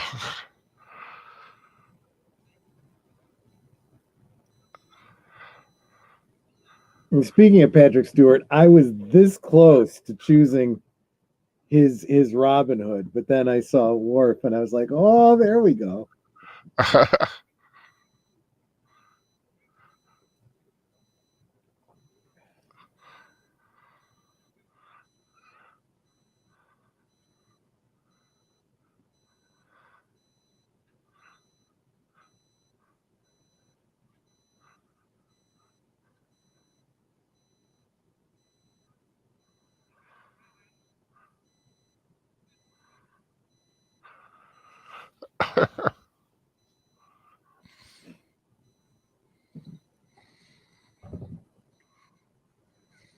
I'm afraid he suspects, sire. You think, genius?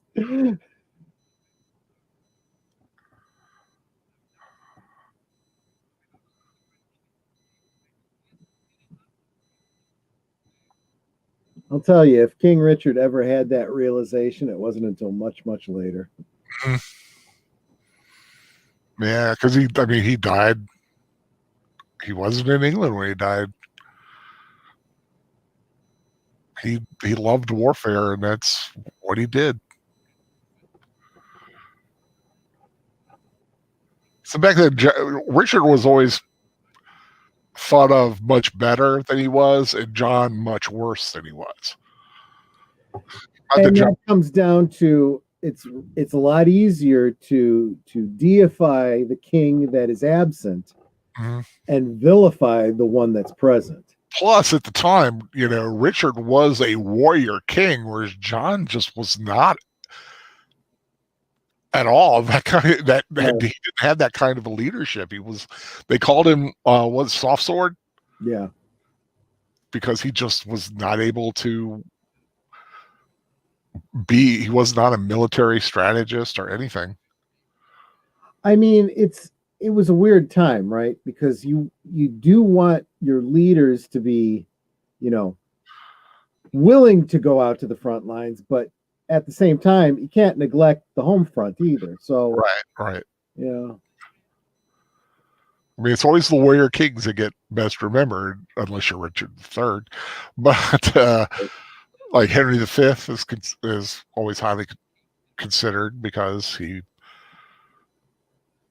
won France.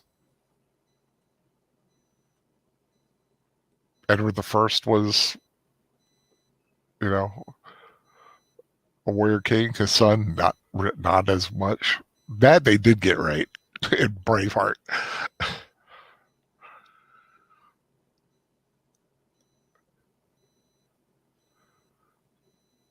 I love the castle because it looks new. Yeah, it doesn't look that old. That's one of the things I like. Yep, caught red-handed.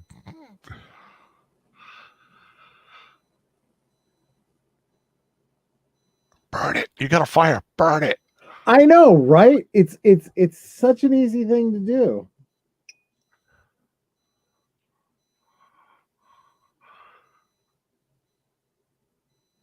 Oh, let him come in and see my hands on this box. Yes. So he knows exactly. Like I said, caught red-handed.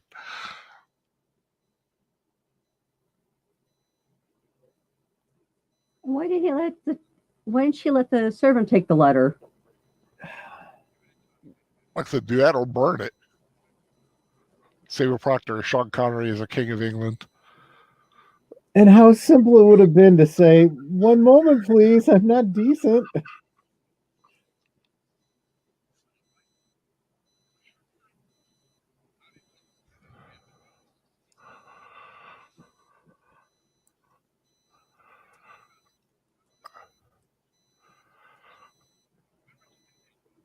Another thing I like, they don't make Guy of Gisbourne stupid. Right. They have a tendency to do that sometimes. It's kind of almost make him a little bit of a bumbler. But he was the anti-Robin. Right. Yeah, that's the thing. You need your villain to not only be evil, but he needs to be, a real threat. Yeah, the opposite of the hero. He's got to be equally killed.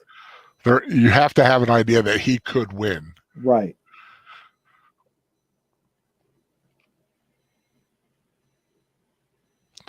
Was Harris asking, do you think Robin Hood or King Arthur could have been real? Not in this kind of a sense. Yeah, not in the literal sense, but I believe King Arthur is actually King Arthur is accepted as a real king of England in England. If anyone named Arthur ever becomes a king, they would technically be Arthur II. But I do believe that they are based on kings of smaller little kingdoms. Because back then, possibly Charlemagne. Or possibly Charlemagne. Robin Hood, there was a ton of Yeah, he actually, robbers. if there was a real Robin, it was multiple people. Yeah, And different elements of them make up, just kind of like Santa Claus. Different figures throughout history contributed to. yeah. They'll take different people and combine them into one, and you have your Robin Hood. There were lots of different outlaws in those days, and they just kind of combine them all up.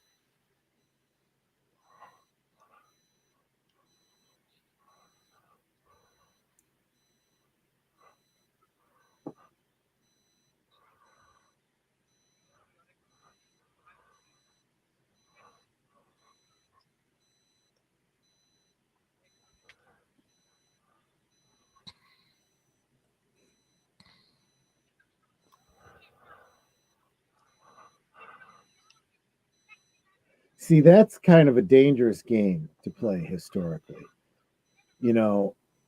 because it's not enough to just upset all the rabble. If you upset the nobility and they're like, "Oh, really? You're just gonna kill whatever noble you feel like?" Well, then how am I gonna be safe? Yeah. And then the nobility turns on you. I love it. A kiss and a slap. Samuel Proctor said the professor would call it establishing competence. Yes. Well, I'm not the professor, nor do I ever claim to be.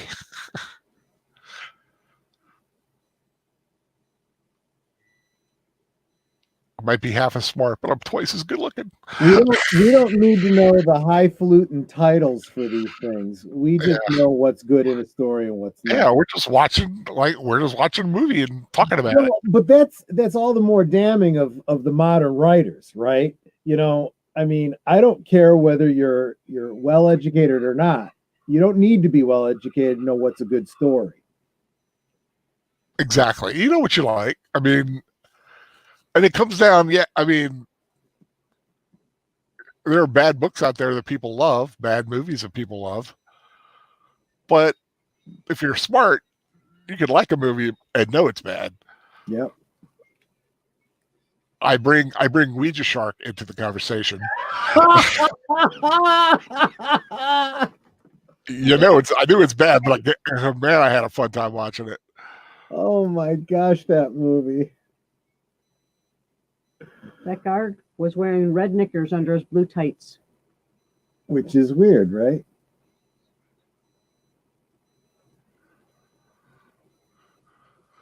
Hello. Let me hop down real quick.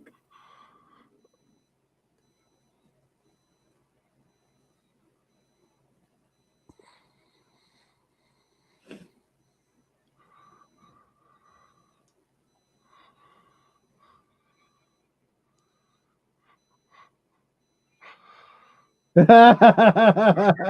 of the woodwork. You're just a little bit outnumbered, my friend.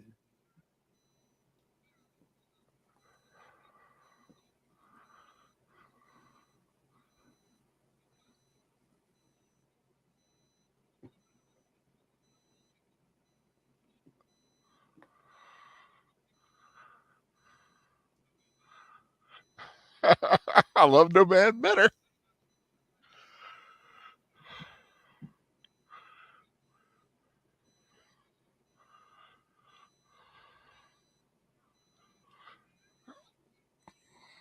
Okay, so instead of robbing you, we'll feed you. Yeah. Any friend of the king is a friend of ours.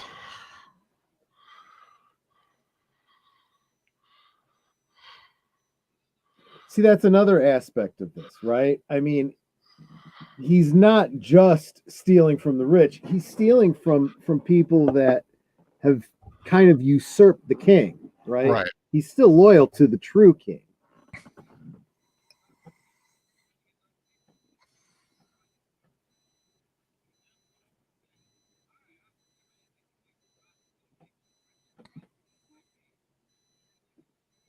Well, that's a fair point too. Yep, it was.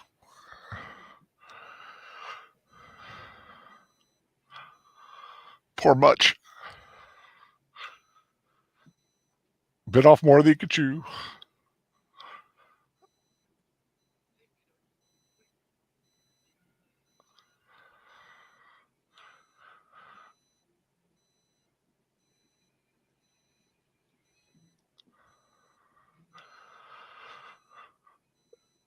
Jedi Master's Utopia. Better Robin Hood. Errol Flynn or Daffy Duck? Errol Flynn, but I do like Daffy's. Yikes, and away. Guys, and away. And away. So trip it.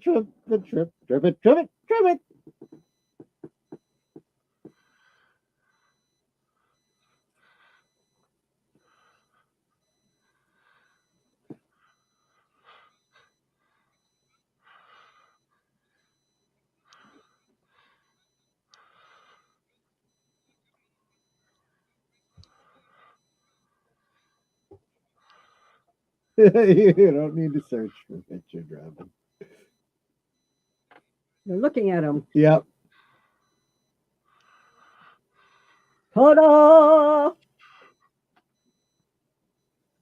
I love this. This is an incredible reveal. Yeah, it's a great reveal. It's like, oops, better kneel.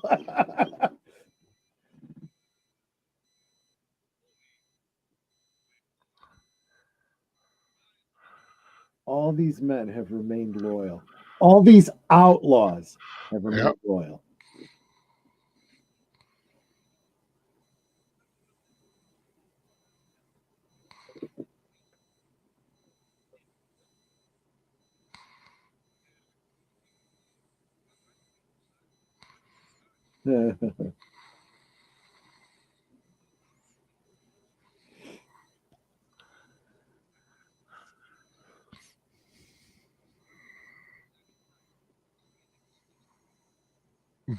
Yeah. This is very I mean, you kind of see where George R.R. Martin took a lot of his inspiration, right? Not just this, obviously, all different elements of British. Oh yeah, history, yeah. I wish he just finished the damn books already. He's never going to finish them. No, almost certainly not.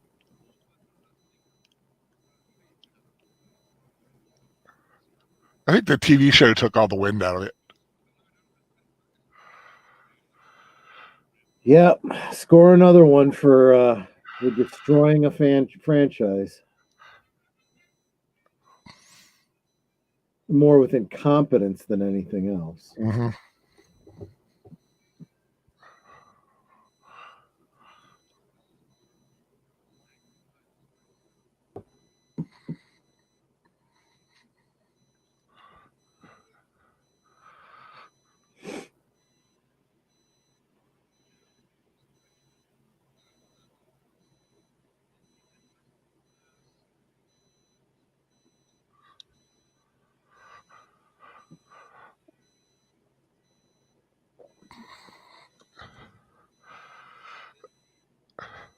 I love how confident they are. Nothing could go wrong now. It never pays to be cocky.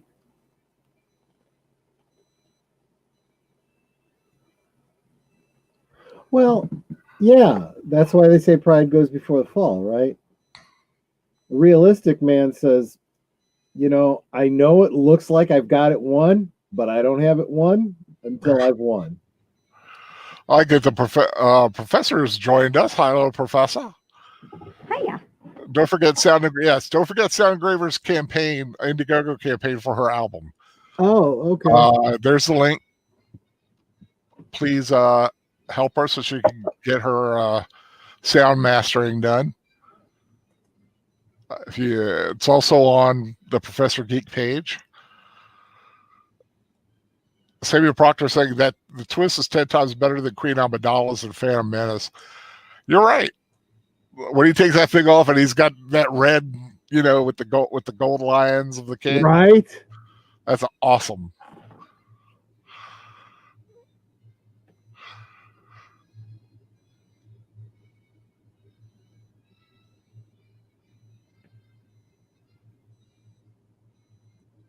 And I love how the quote unquote monks are surrounding the other guys. Yep. Wink. And he turns his eyes to heaven to pray. He's like, yeah, I'm not that confident.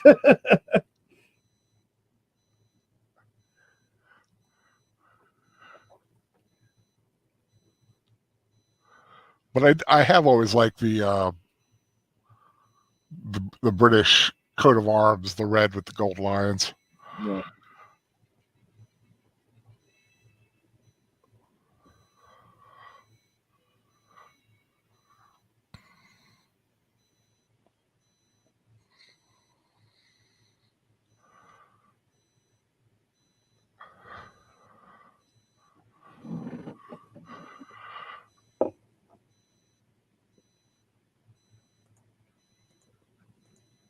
Lackland. Another little jab.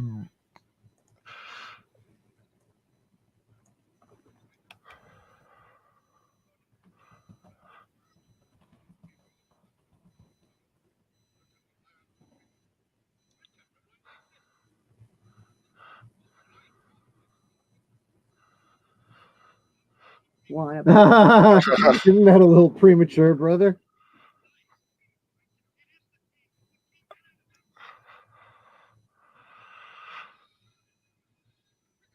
Quick, everyone, throw off your robes. One of the classic sword fights in cinema history here. Yep.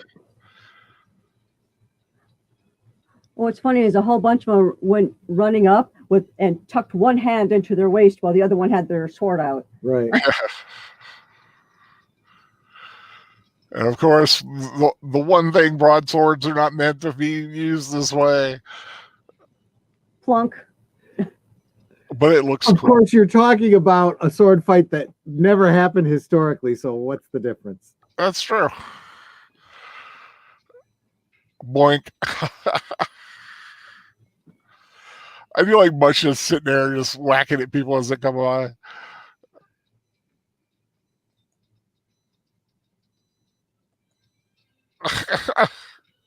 I love that he takes his helmet off first.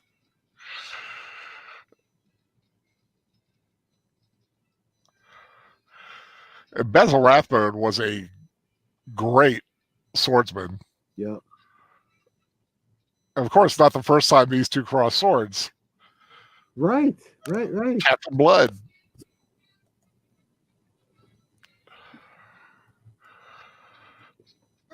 Another classic scene.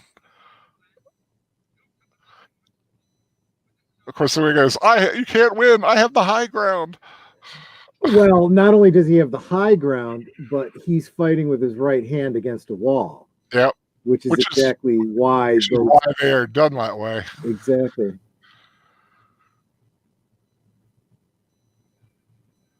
Again, the honorable. If I'm going to beat you, I'm going to beat you fairly.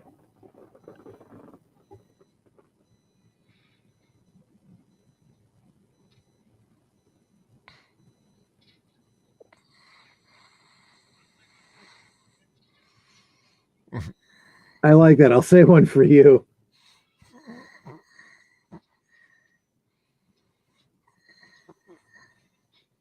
Oh, it's pretty here. Got all mussed. Right. Oh, I love this. Mm-hmm. The shadow fight. The ingenious way of showing basically violence, but by doing it indirectly. And I love the Robin Hood Men in Tights version where you still see the fighting, but you see like the two of them come up. Yeah, exactly. I half expected to see like Jerry Mouse ears and Right on the shadow. Oh, that's another great Robin Hood parody. The Tom and Jerry one.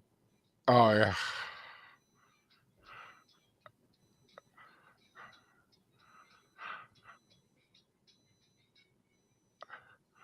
Boy, and it really looks like they've worked up a sweat, right? Well, the guy in red, yeah.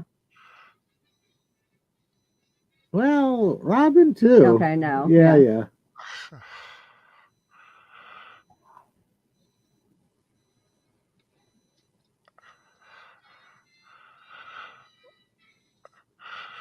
Swoom. Oh, Touchdown. yeah. Bye. Oi. Parry thrust.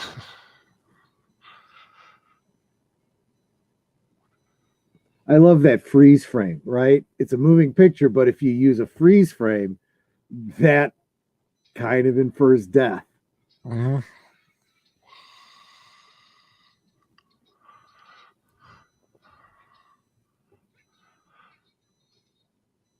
Or I'll trim that beard for you.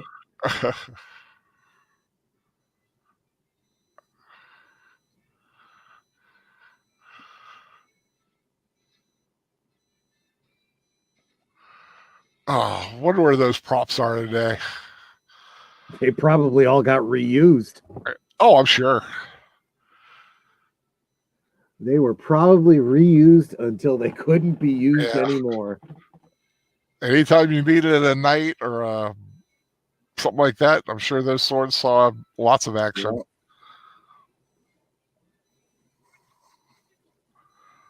I thought you were dead.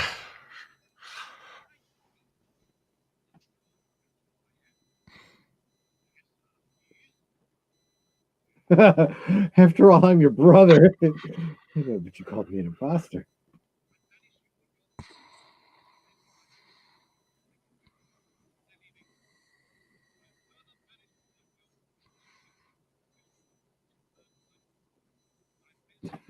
Only in Hollywood could you have a story end this way. This is brilliant.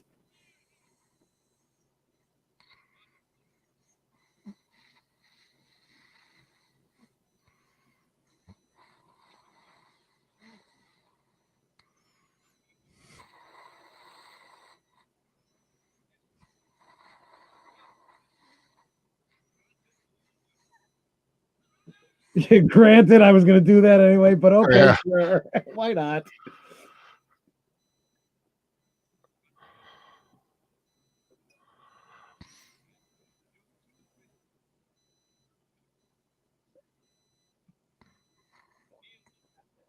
Love her smile.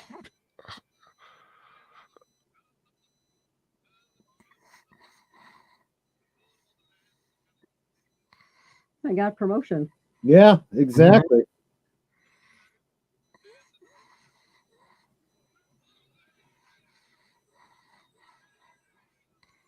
And now we don't have to live in the forest. I don't know if you caught the subtlety of that. Technically, it's an arranged marriage, but it's an arranged marriage that they both wanted that he's granting, you know? Right.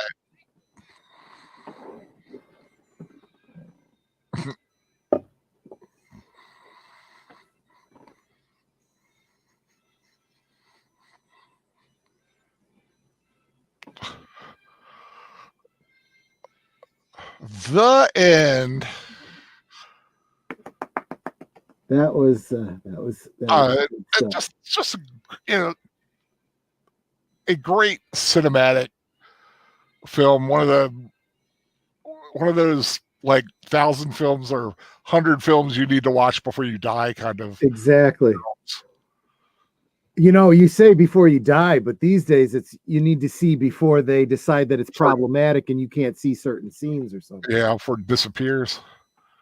God, I love that film. Don't let them censor your favorite films. Make sure you find some way to obtain them and own them yourself.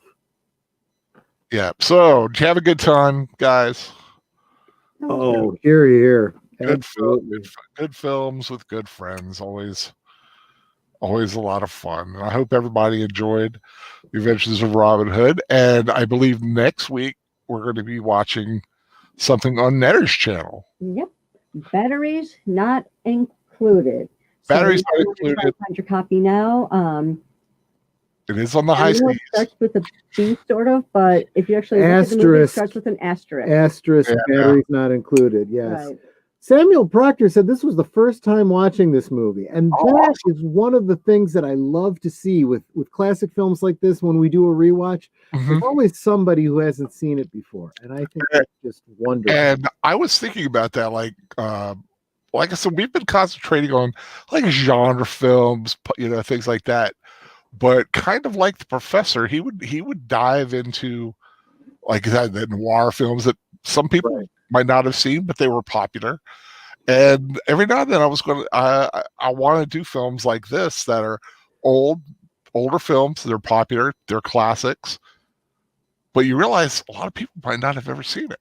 Hugely influential. So Yeah, this definitely. movie, if it weren't for this movie, I don't think you would have had Indiana Jones. You wouldn't have had Han Solo in Star Wars. Mhm. You certainly wouldn't have had, Robin Hood, Prince of Thieves, and all of the failed attempts at Robin Hood. It's good to know where these movies came from.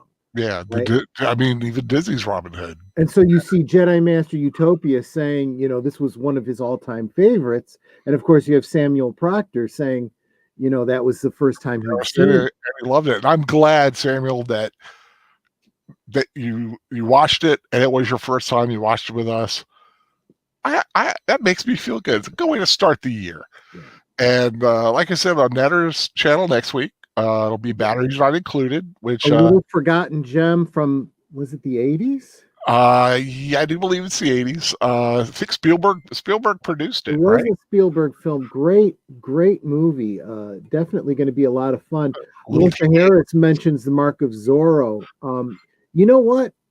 That, Al, if you'd be interested, we ought to think about doing a Zorro. We'll have to talk about how to approach that, because there's a couple different versions of Zorro, and they're talking about doing another Zorro, like a female Zorro, which is not without precedent. That is not the same, gender swap SJW thing that you might be thinking that it is. So definitely something worth thinking about in the future. Guys, I'm getting some messages from family coming through. That's not good. I'm gonna investigate what's going on. I'm sorry to kind of You go ahead and break drop down, out. but something's going on in the family, like in my uncles. Okay. You go ahead and drop out. We'll finish up the show for you. No, I could finish. Okay. There's nothing I could do about it. I just saw it and I'm kind of like, whoa. I mean, what's going on? Take care of family. You need to go take care of family. Yeah, whatever you feel you need to do. Yeah, I'm okay for it. Like I said, I'm getting ready to wrap this up anyway, and I'm the only one that could end the broadcast. So I'm good for it. It just, I just read it. One of my uncles something may be going on, and I just don't know what it is right now. But yeah, I'm sorry to bring everybody down all of a sudden. Oh, that's okay. Things come up, and timing is never necessarily on our side.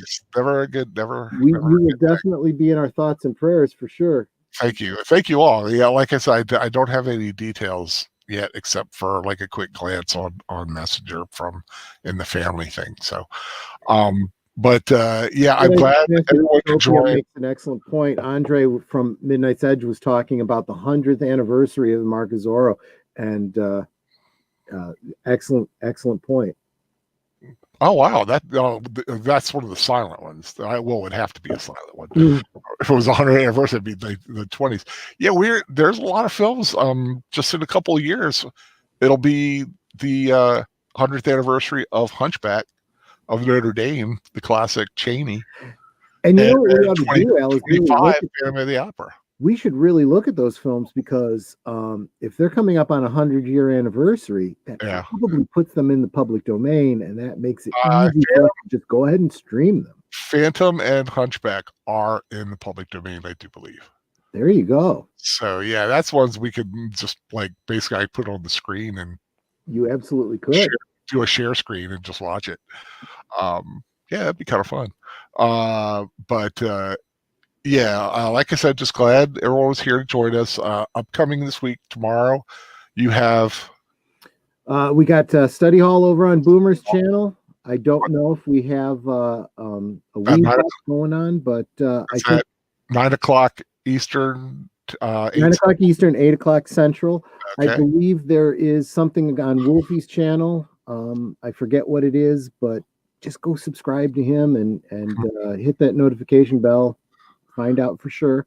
Yeah, definitely. Of course, stop by Professor Geek channel. Ed Netter has a YouTube kind of an alert channel where everybody can kind of post what they're doing on YouTube. I'm sure if she's able to post a link to that might be something good. And Mark of Zorro is free on YouTube. Masters of Utopia said, yeah, like I said, do some of the old films, but also do some of the newer films and classics. And I haven't figured out what I'm going to do next. I got a couple ideas. Sometimes I'll say that.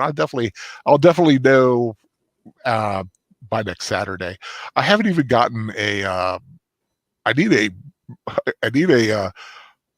calendar that I could print, not print, but like type on computer to put in titles like I did with the old one, but I haven't found it yet.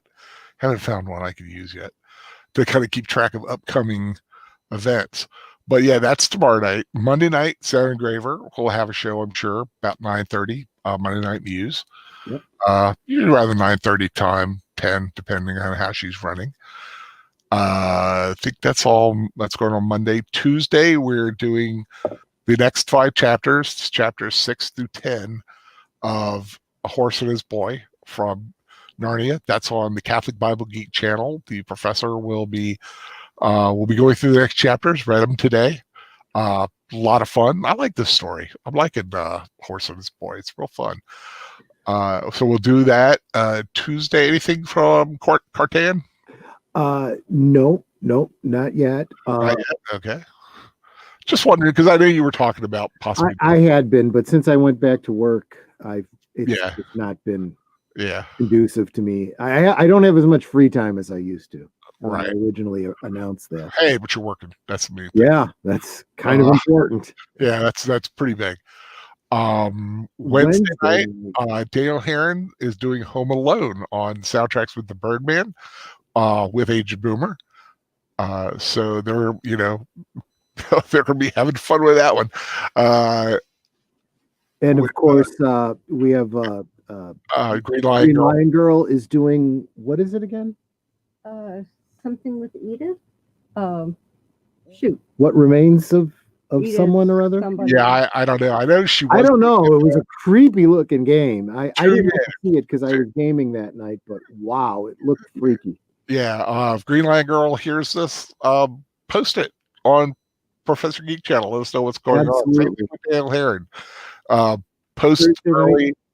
Post early. I usually post a couple days, and I just make an announcement because I can.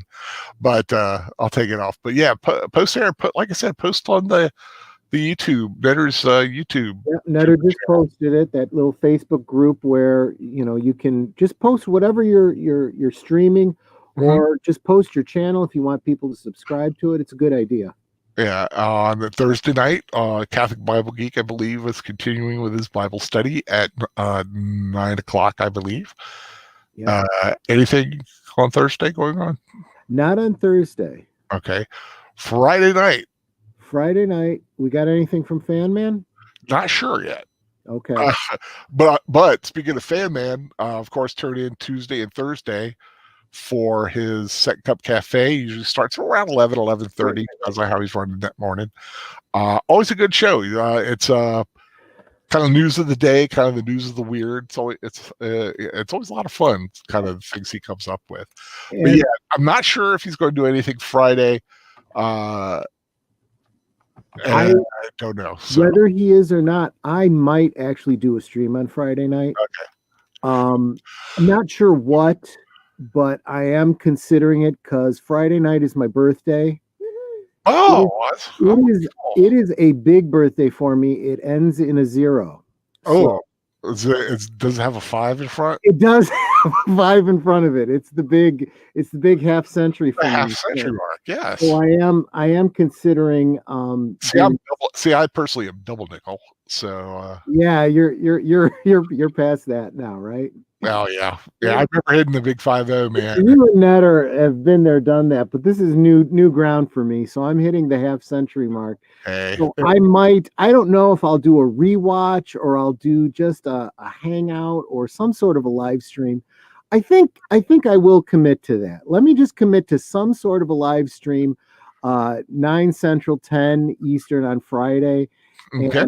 And whether it's a rewatch or not, I'll decide later. But that's usually, like I said, usually when Fan Man ends, if he does anything. So okay, that's cool. So 10 o'clock Eastern, 9 Central. Yeah. A birthday, the Pacelli birthday celebration. That sounds like what we'll call it. Sure. Yeah, so that'll be awesome. And then, of course, next Saturday, tune in for Batteries Not Included on Mariners Network at, I'm assuming, 10 Eastern, 9 Central. Yeah. Standard starting Professor time. Geek standard time, exactly. Yeah, if I ever do a longer one, I'll be starting earlier, like 9. Like when I do Gone with the Wind, I am going to be doing Gone with the Wind. We actually ended up with 2 DVDs of it because of a little scare we had. Yeah, I love Gone with the Wind. Gone with the Wind is one of my favorite. It's one of, how they always have those your 5 desert island films. Yeah, like the 5 films one of them for you. Gone with the Wind would be one, and now I count like a series of films as one film. Lord of the Rings is one film. So, did you know there is a connection to the original trilogy? Gone with the Wind, the location for the plantation, filming. Yeah. Was the same location as the tournament in tonight's film. Right. It was the Ashley's folks. What was the last name? Ashley. The 12 Oaks place. Not Tara, but the other guy. What was last? I'm sorry, man. It's been so long. I don't remember. Wilkes. We'll just have to do Ashley Wilkes, the Wilkes plantation. There you go. Is the same. Yeah, shared the same site. So Olivia de Havilland did kind of tread on regular ground there. But we're going to do that. That longer films like that are going to get an earlier start time, 8 or 9 Eastern. But I'm just thankful for everyone who showed up tonight. I'm glad you joined us for the first Films with Friends. I will hopefully learn to say that much better. And I hope everyone has a wonderful night. Anything from you guys? As usual, I just want to thank everyone for joining us tonight. Like Elle was saying before, go to the YouTube, Facebook channel or page that I have. Put a link in for your channels, so we could subscribe to you. Please subscribe to us. It really does help us out. Subscribe and as well. Hit the like button, please. I love that. Tonight hasn't subscribed to me yet, so I can get those 2. 2 away from a benchmark for her. That would be really nice if you could. Last time I checked a couple days ago, I was 2 away from 200. Right at the beginning of the new year, having this great start, that'd be awesome. Yeah. You said you were 2 away. I was content, so I hope to have that up. If I don't have it up tomorrow, I'll have it up Monday. Yep. So you'll see some new content from me finally. Yeah, last time I checked, I was at 198, so I'm close to 200. Wow, nice. Cool. Yes, you are at 198. I'm looking at you right now because we're on the channel.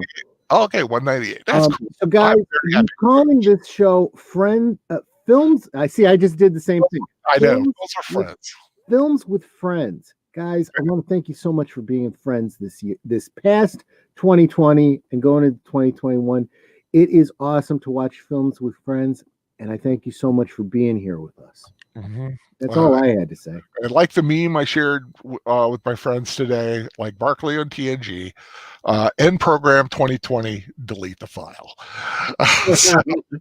Amen to broccoli. There you go. Good thing for broccoli.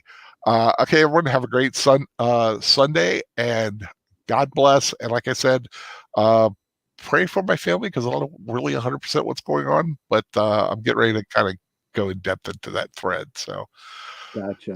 just pray for everyone's health in these terrible times. Absolutely. Take care, everyone. Bye-bye. And thanks for joining. Night.